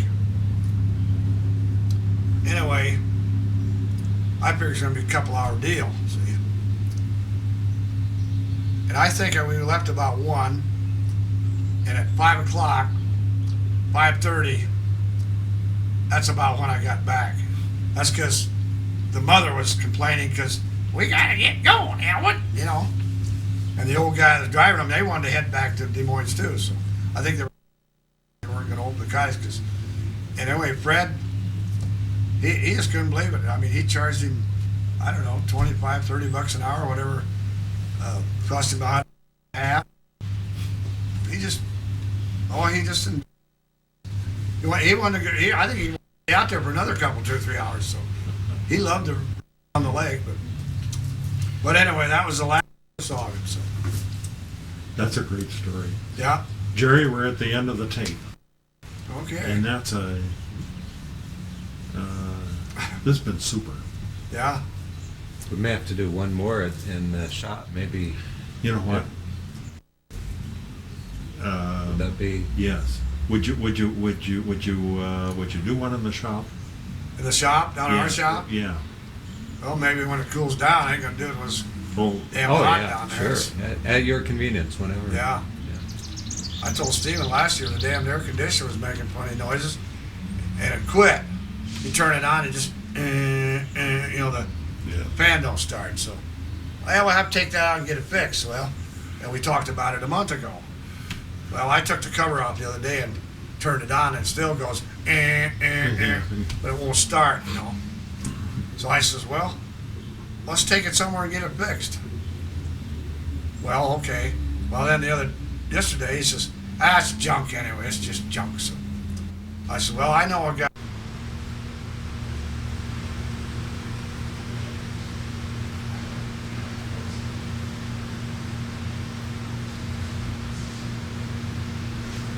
what? You got that, you didn't have to stir it? I put her on the outside. Okay. So when you go out, you I'll lock the door. Jerry, now, a couple of things. All right, let me get I'm some. not gonna sit there with that hanging on my shoulder. No. That's supposed to be light. Guy says, oh, it only weighs 5-6 pounds. I weighed it on my bathroom scale. Weighs 8.5 pounds. That thing. Here's a couple of topics that I thought you'd like to talk about. Let's see. whoops, I'm gonna move over here. What are the, and, you know, I was going to ask you about Hellenberg, you know, and that whole thing, because that's very, very interesting. And sufficiently in the past, I think you can talk about it, at least I think. But the other thing I would like you to talk about, if you can, think about some of the boats, the interesting boats that you've worked on. You know, for instance, the Luckel's Elko comes to mind. Yeah. You know, and you can think of some others. You know, and maybe I'll ask you a little bit about whether you can remember at all whether any of Hafer's launches were still around when you started working. Oh, there was one Robert Gilmore had where. Then scoot back this way a little Donnie. bit so that he can look. But no, here. Yeah. Oh, I don't. No, it's okay. Okay. There you go. All right. Good. Okay. Well, Jerry, why don't we just move right into this? And, All right. and if you get uncomfortable, say something Yeah. for Pete's sake. We're meeting today with Jerry Dyhrkopp again in his shop, Blue Water Restoration here in Milford. And this is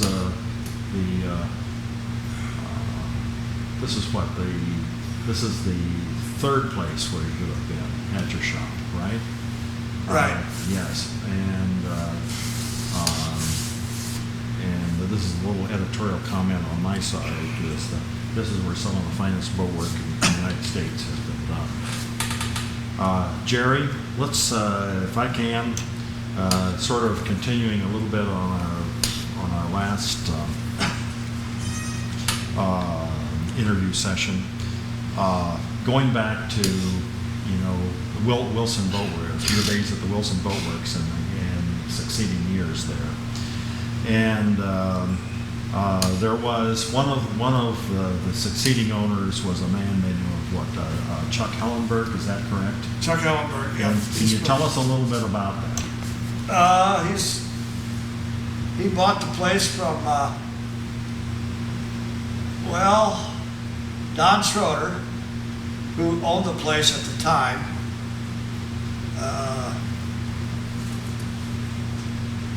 Was about to lose Wilson Boat Works back to Harvey DeVries. Right. And Chuck Hellenberg was trying to buy Okaboja boats, because he didn't like Boober. So he tried to buy Okaboja boats, and Boober wouldn't sell it to him. So then Don Schroeder run into Chuck, and some way, I suppose, in the conversation, Don made the deal, you know, that my place, I'm about ready to lose it. Maybe you ought to buy my place. Well, that was fine with Harvey, as long as Don Schroeder had nothing to do with it, which Harvey had already foreclosed on him. Now, my understanding here, and this is going back, is that Harvey was the owner. Right. He was the owner, and held the note. Harvey held the note for Don Schroeder. For Don Schroeder. And Chuck Hellenberg, as I understand it, was a highway builder Developer of some sort. who had from Colorado, who had a home here on Lake Okoboji. Right. And He bought the old, I think it's the old Saunders. oh, is that right? It's the old Saunders house. House right there. That's Saunders there. Yeah, on Fair Oaks Beach. Right. Yes. I think he bought that place. And the one right next to it, one of the other, you know.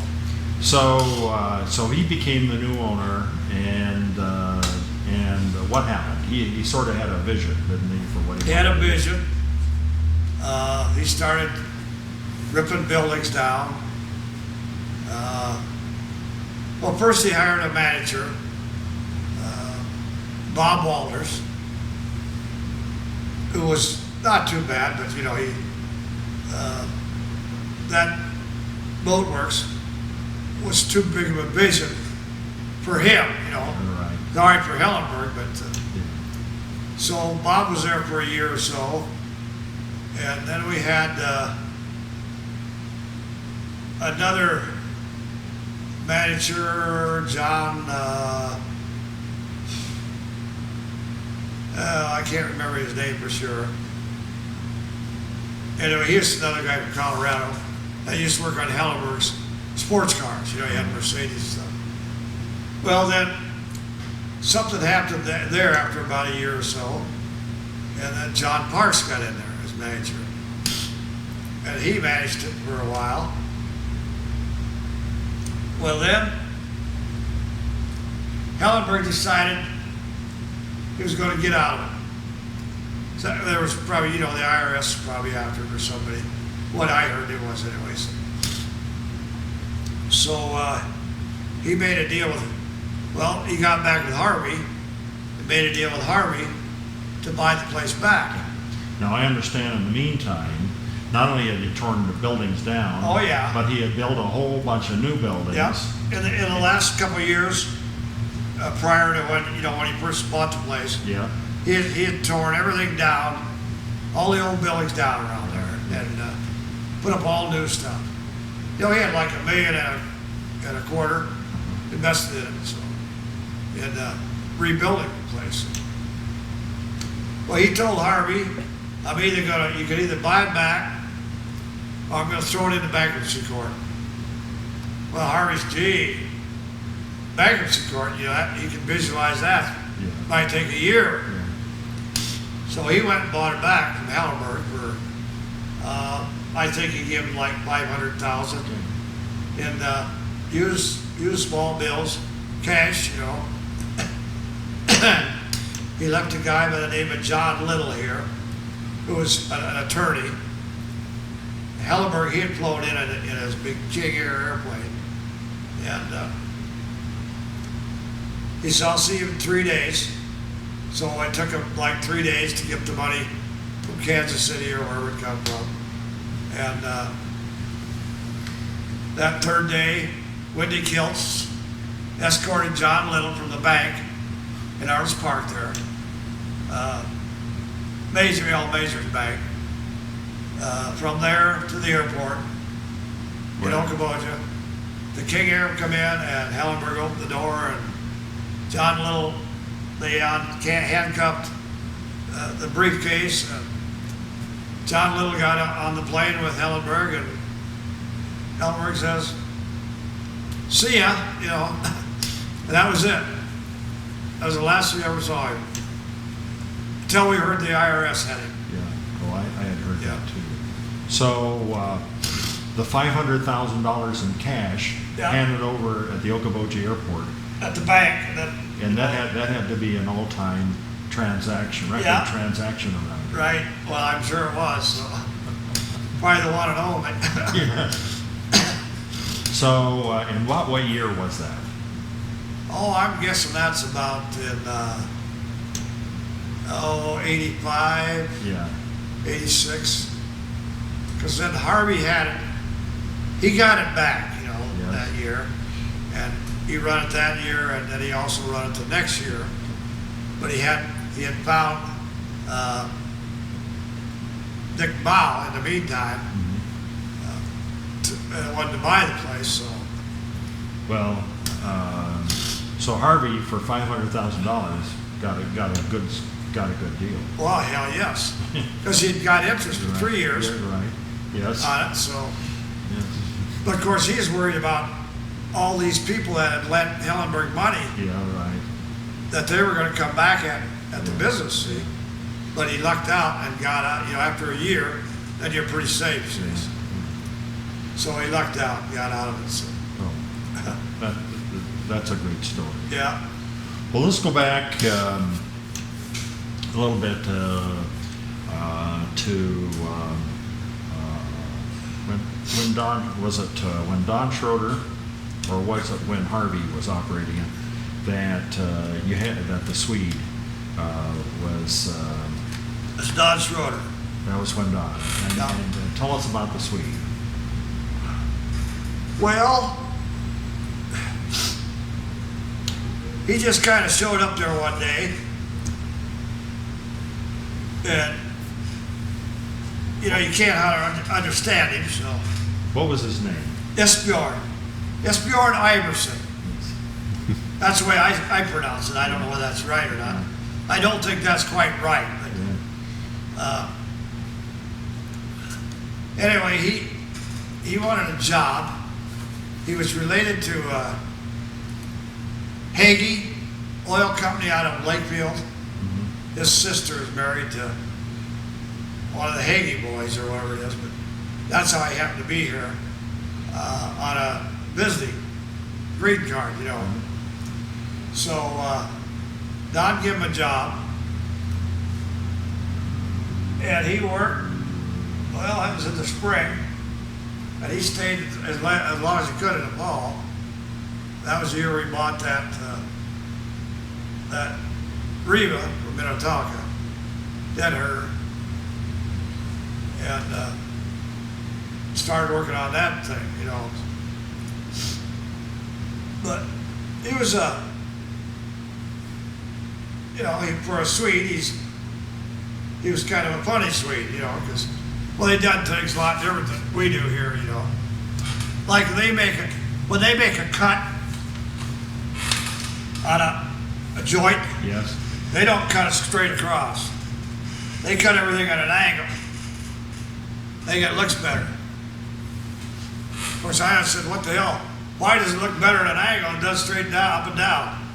Well, that's the way they do it in Sweden, so that's okay. That ain't how we do it in the United States, let's put it that way. That ain't how we do it in most mowers. And then he had, you know, he had a lot of strange ideas. Why put on a good spar varnish that'll stand the weather? You know, you might have to put on 10, 12 coats. When I could put all grip on there, spray it on there in about 3 coats, and it'll last forever, you know. But that don't always work, you know. It's too hard, it cracks. It's okay for a plywood haul, and otherwise it moves and cracks, and you know. And I stripped a boat at Irving Jensen's boat, that 20-foot Continental he's got. He had sprayed that with all grip, and after about 3 or 4 years, the all grip started letting loose from the wood. So rather than look mahogany color, it'd be a light tan color because it let loose. See? And finally, we had to strip that boat for Irving. Irving could not stand it. So. Big job. Well, there's no stripper that'll soften that all grip. What we did, we peeled it off in sheets. You could get your putty knife started under it, and carefully peel it off without trying to rip the grain all the hell. So. But it worked out pretty damn good, I will say that. Who put on that all grip? Huh? Who put the all grip on? He sprayed that on. But see, you know, my hacker has an all grip finish. Yep. And that's never come off. Yep. And I would suspect. Well, the Riva has Riva. I put that on the Riva. Does it have an all grip? Magnificent one has the original coat. Is all grip? There's 3 coats of all grip or 4 coats. Yeah. Well, I agree. I don't. I would never use it again. No. But on the other hand, it's been a. Now that finishes now 27 years. Yeah. Well, the Riva ain't bad because it's all glued hulls. Oh yeah. Oh yeah. Well, that's very interesting. Now, magnificent one was. I remember well seeing that Riva, and it was in the old wood shop up there. Filled up the whole place. Oh yeah. And yeah. you couldn't even stand on the deck, could you? Without No. hitting the ceiling. We had no, you couldn't stand on the deck because Yeah. the boat was too high. But I lowered it down next to the floor Uh-huh. as low as I could get it. But you still couldn't stand up, you know, without. Now, that was really the first restoration that you did, wasn't it? You might say, yeah, that was probably Okay, well, tell us a little bit about that. that was the first of the worst. Let's Yes. put it that way. Oh, I don't know. The Swede, of course, over there in Switzerland, Yeah. you know, there's Rivas there, he Yes. says. So it's a big boat over there. Yeah. Because they're made for, you know, the rough seas. And, but everything is glued together or through molded. Nothing comes apart easy. And there's just no end to, and that boat's so big, Yes. the deck, and then we replaced the whole deck on. Well, you wonder, how the hell are we gonna, once we get everything ready to sand, how are we gonna sand that crown of that deck to get it all uniform? So what we did, the Swede and me took a piece of plywood, like 3/8 plywood, Yeah.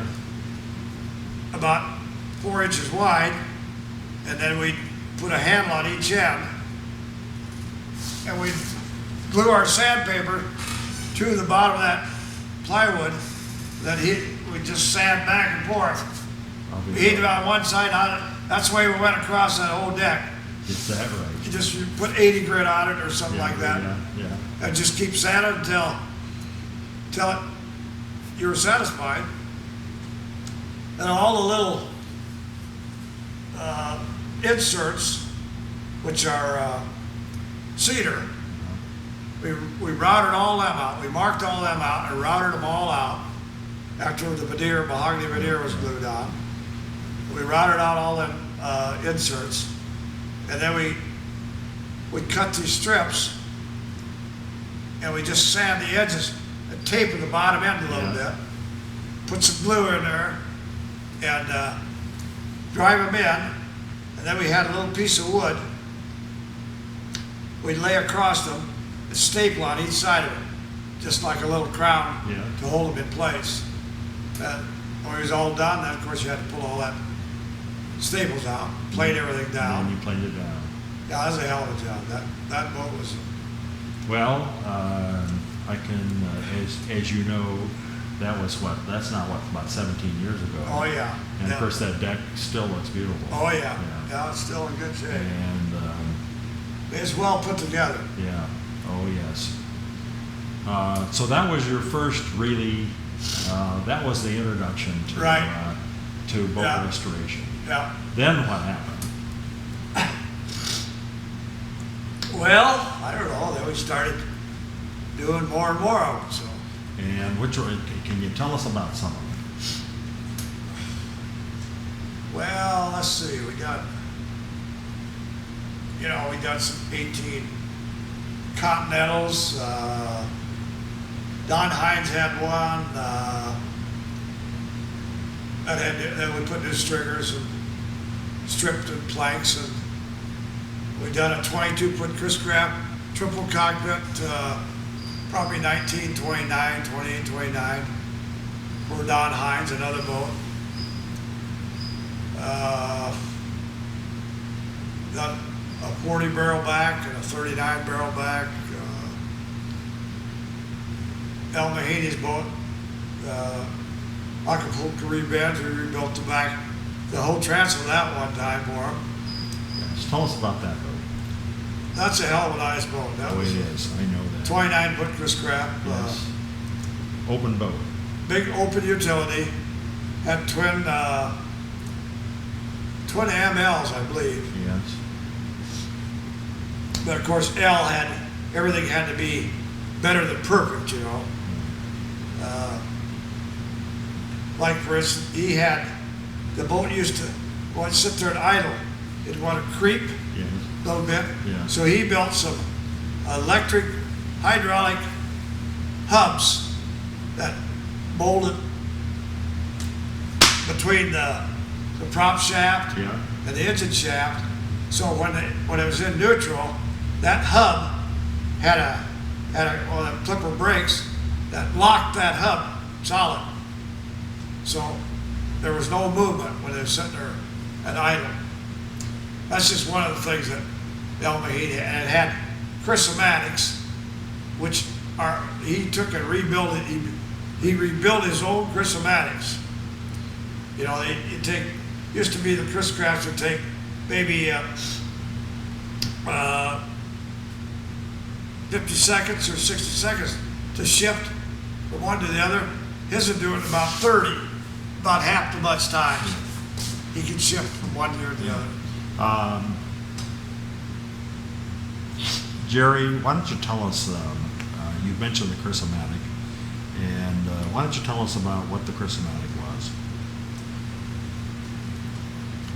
Nightmare. Yeah. No, they weren't too I've bad. heard that. I kind of liked them, but they were electric, hydraulic. They had This was a transmission. electric hydraulic shifter Right. that mounted along the side of the transmission, and it had a cylinder that worked forward and reverse, but they were done with solenoids. And up on the driver's side, you had a little lever, a little round lever, ball type. Of course, you'd shift it forward. It would send the current on the backside of this little switch here Yeah. to the forward solenoid, which would kick in and move the cylinder, which would move the shift arm to forward. And of course, as long as there was the magnetic electricity was Right. holding stuff there, Right. then it was okay. Yeah. But as soon as you break the current, then of course you'd go back to neutral, and then of course you pull it out back. The other cylinder would take it out back to reverse. But it was a little slow, you know. I liked them. I mean, once you got used to driving them, Oh, yes. I thought they were nice, you know, like a straight shift and a hydromatic transmission, you know. Yes, yeah. Yes, well, that was really the very first power-assisted shifter Yeah. in a boat, because that was just right alongside a standard Paragon transmission, wasn't it? Right. Yeah, It's just a Paragon. I don't know who made that electric shifter yeah. unit. I used to probably, but I don't remember now. So you got into doing a lot of restoration, and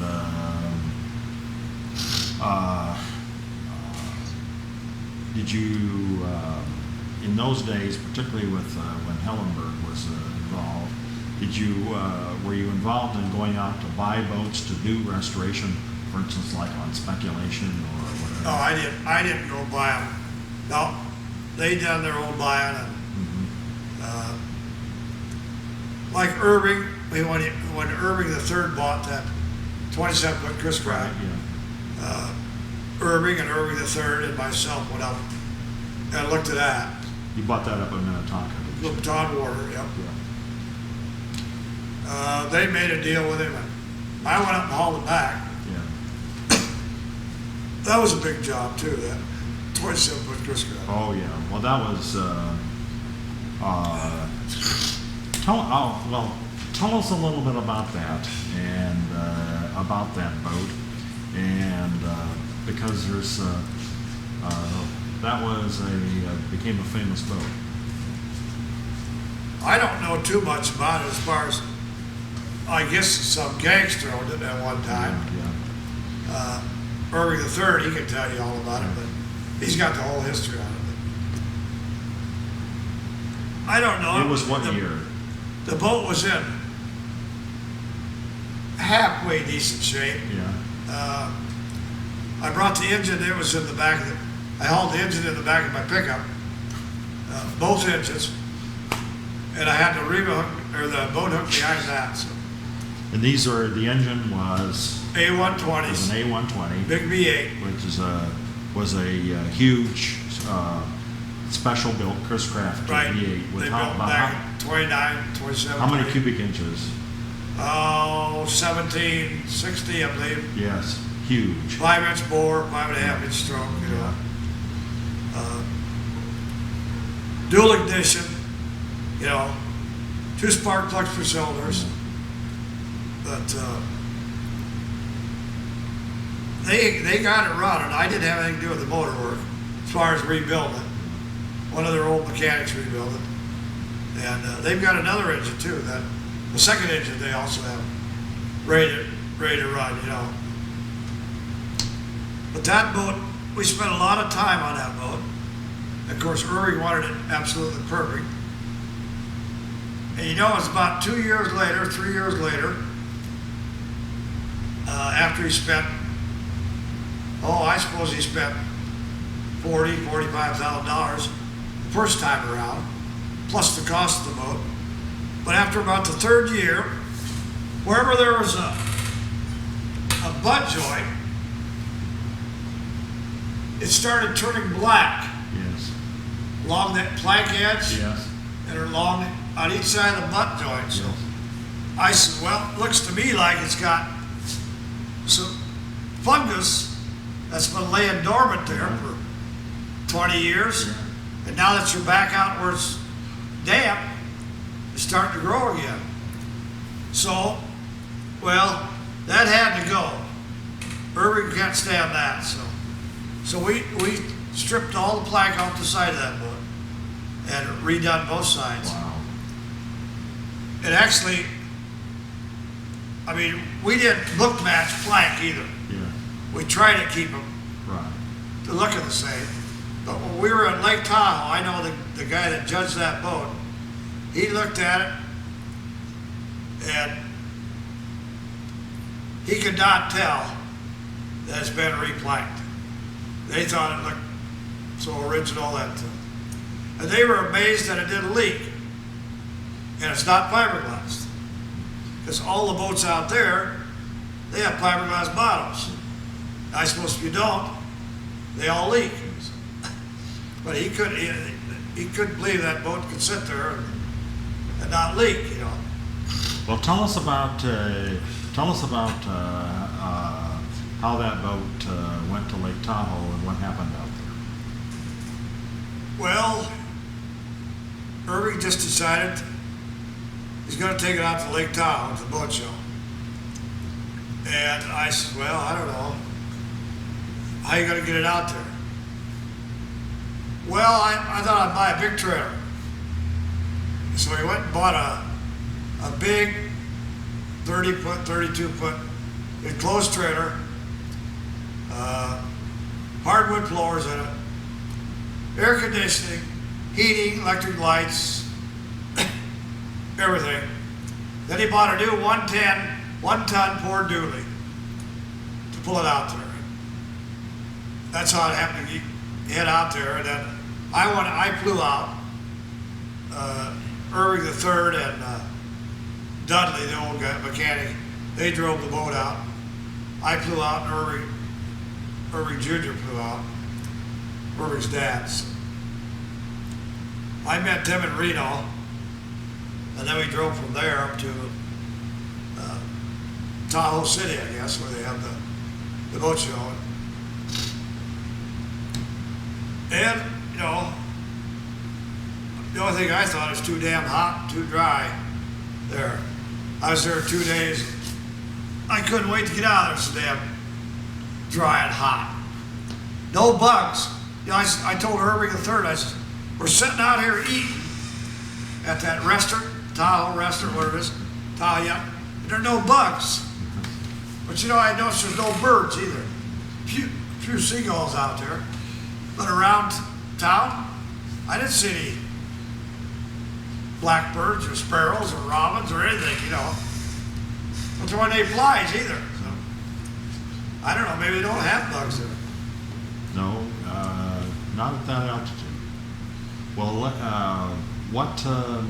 so the boat was shown in the show, and this is, and we're talking about the Lake Tahoe Concord Elegance. Right. Probably the most prestigious of all the American boat shows, Yeah. antique boat shows. And what happened there? Well, everything went fine. Then we went to the awards supper. The first award, whatever come up went to Steve Lapkins, I think. And Irving says, Jesus Christ, Steve Lapkus. They had to tow his boat in that day. It was a boat that had like an Indian chief on the nose, but they had to tow it in there. It wouldn't run in there, so they towed it in. And they gave him first place. Irving about had a bit. But then the next award was the best of show. And they give that to Irving. Irving's 27. And I says, well, what the hell are you worried about first place? You got the best of show. That tells me you got the best boat here. So, well, then that made him happy. So, after he thought about it a little bit. And then he got another award for, I don't know, the farthest distance traveled. And another award for something else. So, and that one guy says, we don't want you guys coming out here no more. You take all the awards home with you. So I didn't figure I was ever going back there anyways.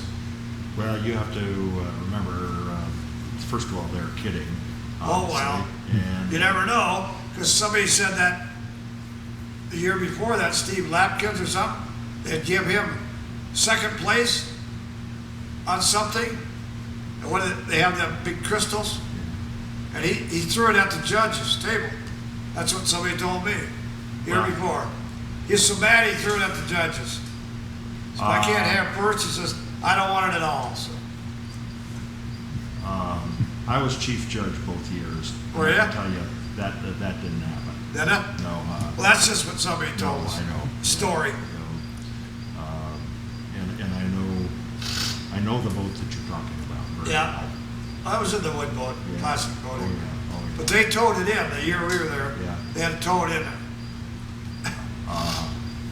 I once crossed Tahoe with that and ended up getting towed in Yeah. myself in that boat. So I remember that well. It's just like Mike Hagan, he goes out there. Tony Brown beat him out. And his boat wouldn't even run. They had to tow that boat in there to have it in the boat show. Well, it's pretty competitive. Oh, yeah. Yeah, pretty competitive. And the rule is actually out there that, and I can't tell you what it has been since I left, but the boat that was a basic rule. The boat had to ride under its own pump. Yeah. And it had to start. Yeah.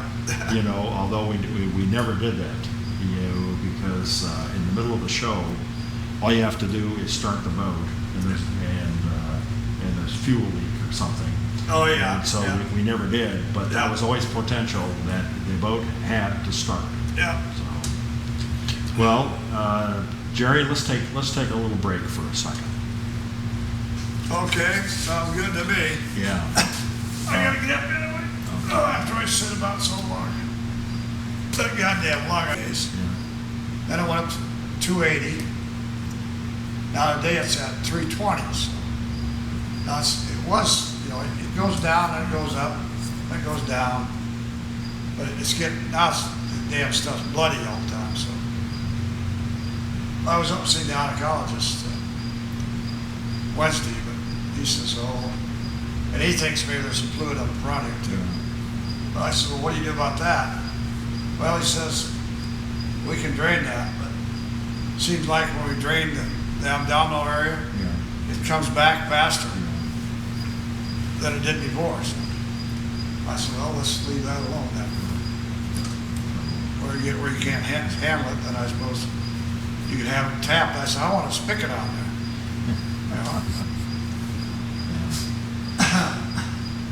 Well, I still miss smoking. real addiction. Huh? It's a real addiction. Yep. That's what my dad always said too. Yeah. I don't think a guy ever gets over that. I don't know. No. Maybe. I My knew dad Jim- didn't. You didn't? My dad. No, he quit. Yeah. Yeah. I knew Jim Gibson. Yes. Oh yeah. When he had chance in the throat, he come down to the wood shop there. That was probably in '81. Well, yeah, '81 probably, '82. We had that one wood shop, built up there on the top of the hill. But one day I look up and there he is. He's got a voice box he talks with. And he had had surgery on his throat and stuff. But he wrote me a note. And of course, I mentioned something to him about, how about smoking? Can you handle it? Not smoking? And he wrote me a note and says, I'll never get over not smoking, he says. Well, Jim always had a cigarette, he always had cigarette burning. Now, I'll tell you what, when we start here, I want to ask you about Jim. I want you to talk about Jim Yeah. Gibson. Where you first met him and who he was and what eventually happened to him. All right. Okay. Go ahead. Jerry, as a kid, I used to remember Jim Gibson when he used to repair outboards under the Okoboji store. Right. And he was always nice to us. Oh, yeah. We'd bring in these terrible old outboards, and he'd always fix them. Fix him for a little bit of nothing. That's right. And so I always had a warm spot in my heart for him. Can you tell us a little bit about Jim and what eventually happened to him? Well, he worked underneath the Okoboji store there for Harry Wilson, Zeke Wilson, at the bait shop, and they fixed a few outboards because they had a bunch of old havers there, Yeah. rowboats they rented, and Jim kept them running. And in the wintertime, I don't know what he done for sure in the winter. I just never kept track of him in the wintertime. But then I know when Zeke got out from underneath the store there, I think at that time, I think Eunice and Helen Nelson run it. They had the Okoboji store, and I don't know, they might have rented that bottom end to Zeke at that time. So, and I think when they sold out, a guy by the name of John Luck. Well, no. Eunice's husband died. She remarried John Luck. That's the way it was, I think. And I don't know, Zeke built his own little concrete building there and had his own property where the rowboats. But he had acquired that property, somewhere in that few years, because the mother had died, Mother Wilson, and Zeke happened to end up with it. So he built his own little deal, had his own boat racks over there. And Jim, he bought a piece of property from Fred Wilson, just north of which the old Wilson Bower showroom used to be, between there and old John Luck.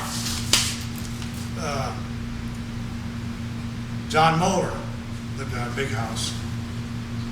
And then Jim built a little basement house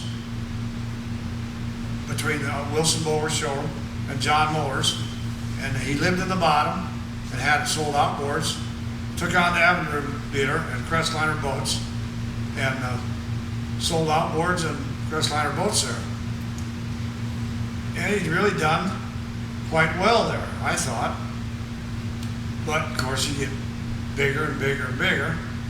Aluminum boats are coming in, strong, and fiberglass would just kind of show up a little bit. So then he moved up the street.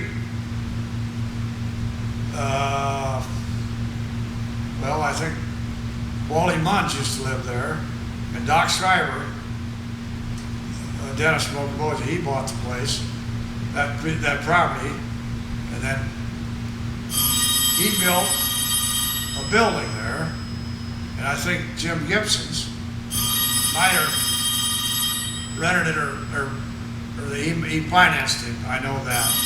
But Jim was there for quite a few years. And then, of course, you got bigger and bigger and bigger. So he finally built a new place where Parks Marine is. At that time, Schreiber owned that building plus some other property. So Jim Gibson at that time leased it from. Well, I'm not sure. Or what the relationship But was. he might have owned it at first, and then he ended up selling it to Schreiber. Because Schreiber wanted me, he wanted to put a marine in there after Jim moved out there, and then maybe have me run a marina there. This is down where Parks Marine is now. No, it's Oh, I where I across see. from Come and Go, Okay, all right, okay. where the state owns. Yes. Schreiber sold it all to the state. I see. But then Jim built that new place down where Parks Marine is. And of course, he just continued to grow down there. When he made the mistake, he had a couple of his kids working for him. I wouldn't say for sure, but that's why he went under. I understand. So there's a little embezzling going on there. So. But then finally, Butch Park ended up with it. Bought him out. I don't know how it ended up. But then Jim moved away, didn't he? Well, Jim died. He did move away. Yes, Helen, his wife, she divorced him because he had Beulah McKinney, who was his bookkeeper, and I think they moved away together. So Oh, my goodness. she was Jim's bookkeeper, Beulah McKinney. And I think there was a little hanky-panky going on there, maybe. I'll interject a little story of my own little Right. PQ with Jim Gibson. Yeah. I used to give him, our outboard. We bought a Crestliner from him years ago, which we still have, and so Yeah. we use it every day. And I had taken the outboard. It was a 10 horse, and I would take it down and leave it for the winter. Yeah. So I went back in the spring to pick it up. It was about a 5 or 6 year old engine, and he couldn't find it. He couldn't find it. Obviously, somebody had given it away to somebody else. So he borrowed it. So there was no engine. And so Jim said, well, he said, here. And we went over, and there was a box with a brand new engine in it. He says, Yeah. here, take this one. Yeah. And so that's the engine we have today. Was one. Well, I wanted to make it fair, Yeah. Well, he didn't, and maybe he could turn it into insurance. I never, I always really liked him. Yeah. He treated always us as kids, because we love those around.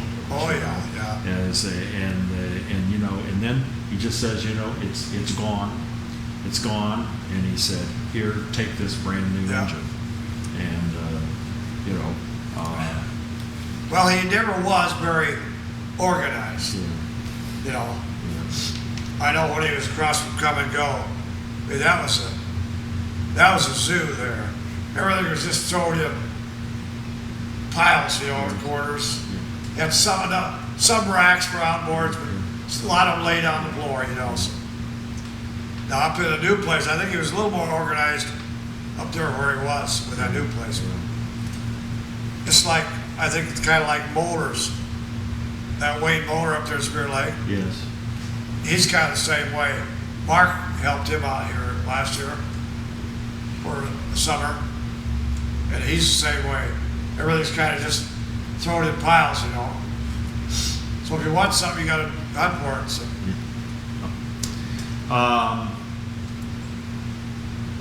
Did you know?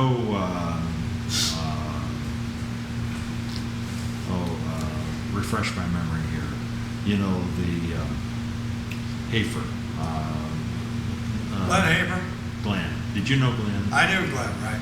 Tell us about Glenn. Well, I didn't know him that well, but I knew of him. Yeah. And he was always a real nice guy, real accommodating. Yes. You know, if you needed something, or if you wanted to just bullshit, Yes. he'd stop and talk to you, you know. And I don't know, Fred Wilson and him always got along good, so Yes. whenever we need a part or something, it was something that he could get. If Fred couldn't get it, we'd go get it from Glenn up there, you know, rather than through overboard your boats or something. So. But he was always nice to me, you know. Now, there was also a Chris Craft dealership over at Clear Lake, Right. and the name of which I can't, I used to know but can't recall. How did he and Fred get along? I don't think they got along worth a damn. Is that right? So I don't ever remember, one time there was a guy come up, I think he's from Clear Lake, and he come rolling into Boatworks there one day, got a big fancy Chris Craft, one of them fancy models, you know, maybe a Super Sport or something. And he wanted to get unloaded, you know. If we were busy down there, you had a couple of rail tracks.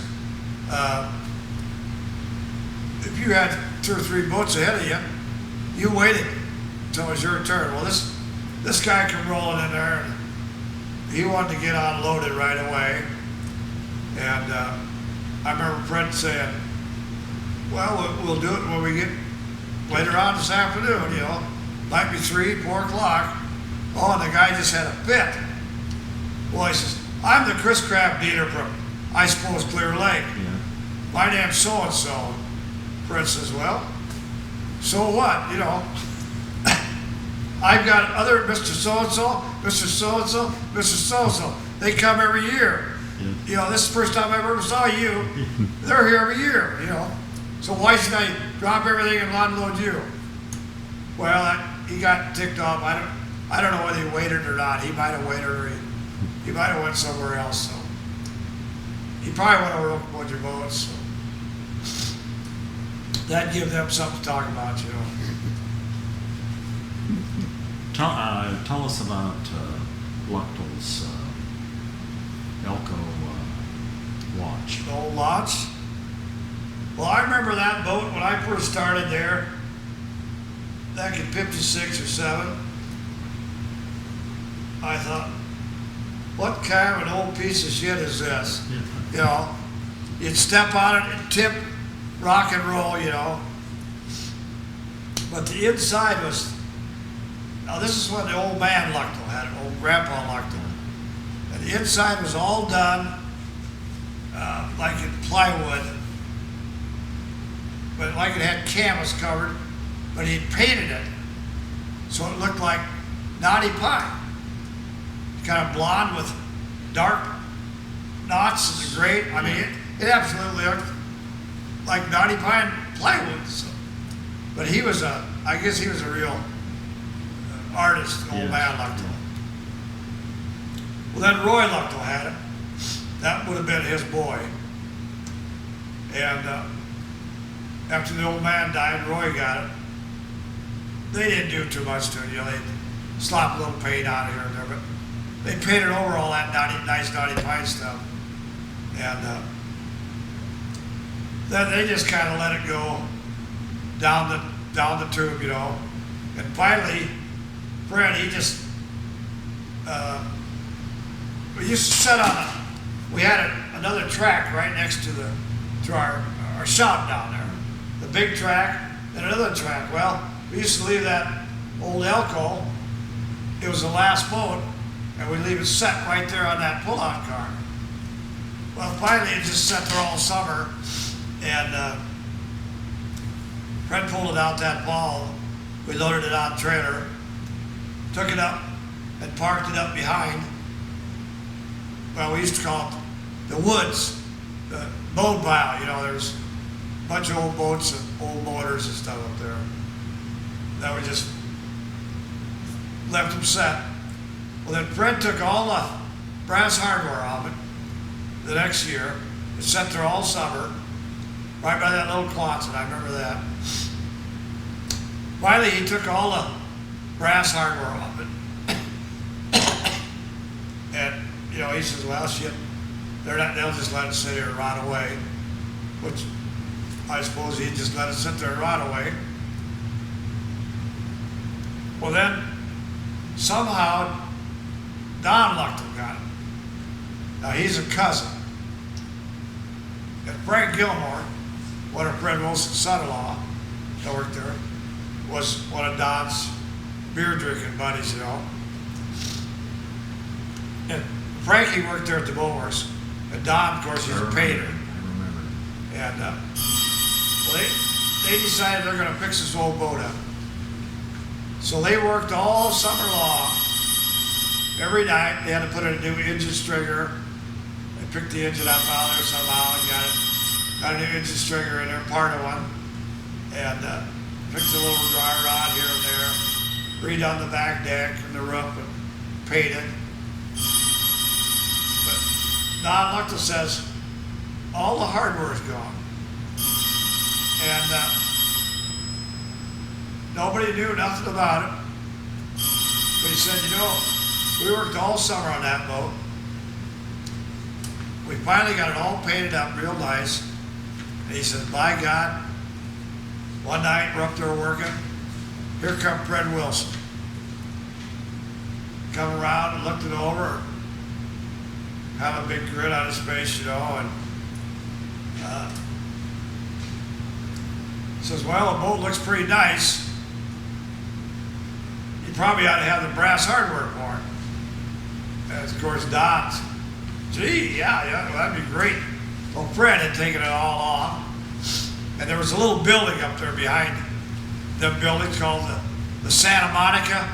Had a little sign above the door, Santa Monica. I suppose it was a boat just beyond the lake here at one time. So Fred went over and unlocked that and brought out all that brass hardware for Luchtel. So Don was happy as lark then, you know. He polished it all up, put it on her, and that weekend the man had the boat in the lake, you know, going fishing. That was quite a boat though. In the windows, they had just square windows inside. Somebody put them in there, but they hinged up and you hooked them, see? So you go out fishing, they go out perch fishing in the fall. Well, you just put out there where you want to be, and of course the front window opened up straight up like this, and they had that little short deck on it. They'd throw their anchor, that laid right up there, throw that overboard, then they just open the side windows, open them in, stand in there and stick your pole out, perch you right down over the side there, drink beer and catch your fish, you know, until they quit biting. Well, that boat was a fantail launch, and which means that it was. I always guessed, and I'm pretty correct. I think I'm pretty correct. That was built somewhere between about 1895 and about 1910. Yeah. And I think it's 1902 or 1906. Yeah, you know who? Helen Winnie, old gal that lives out there on Pillsbury Point, used to. Her name was Helen Winnie, and her uncle,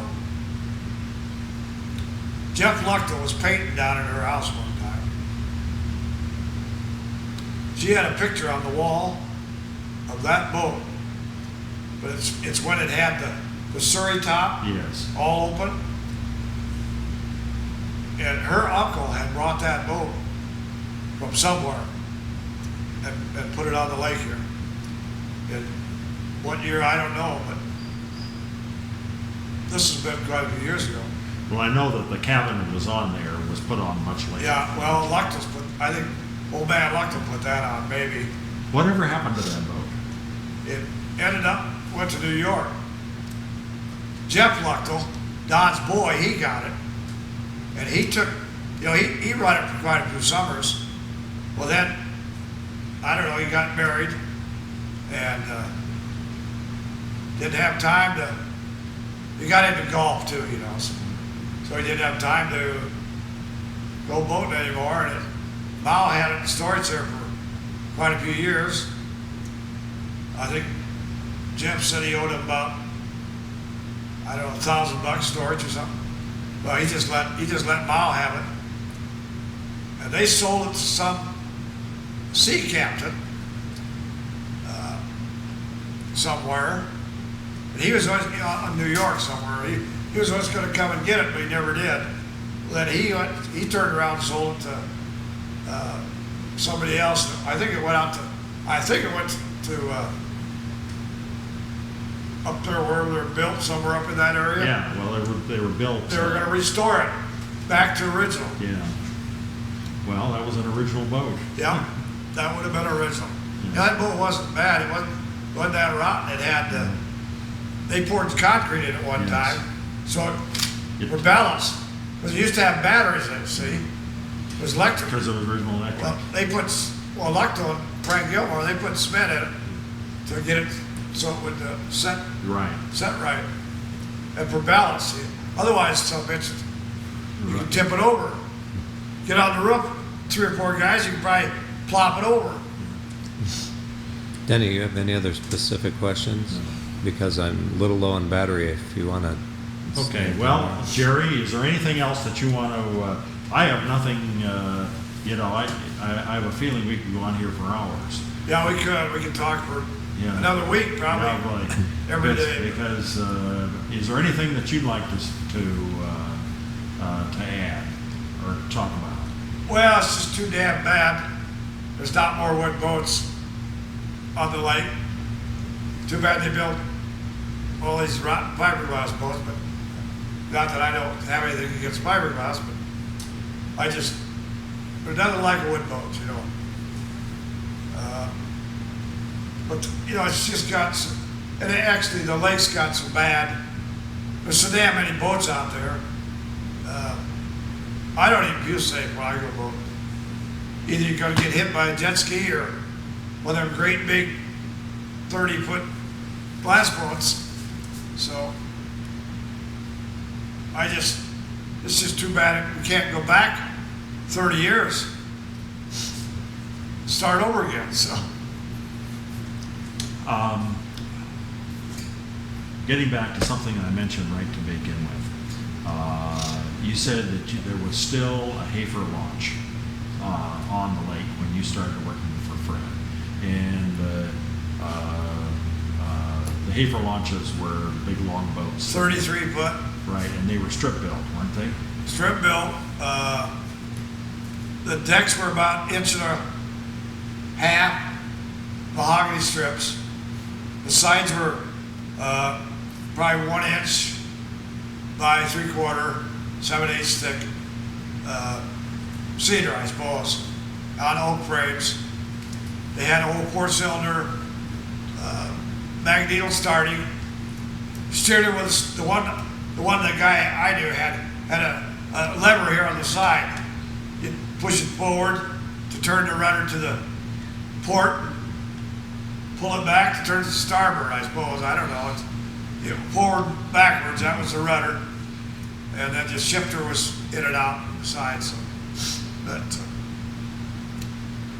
there was one that Don Gilmore had, and then when I started at Wilson Mowers, there was another one that a guy brought up, and he could not keep it floating. I mean, it leaked all the time.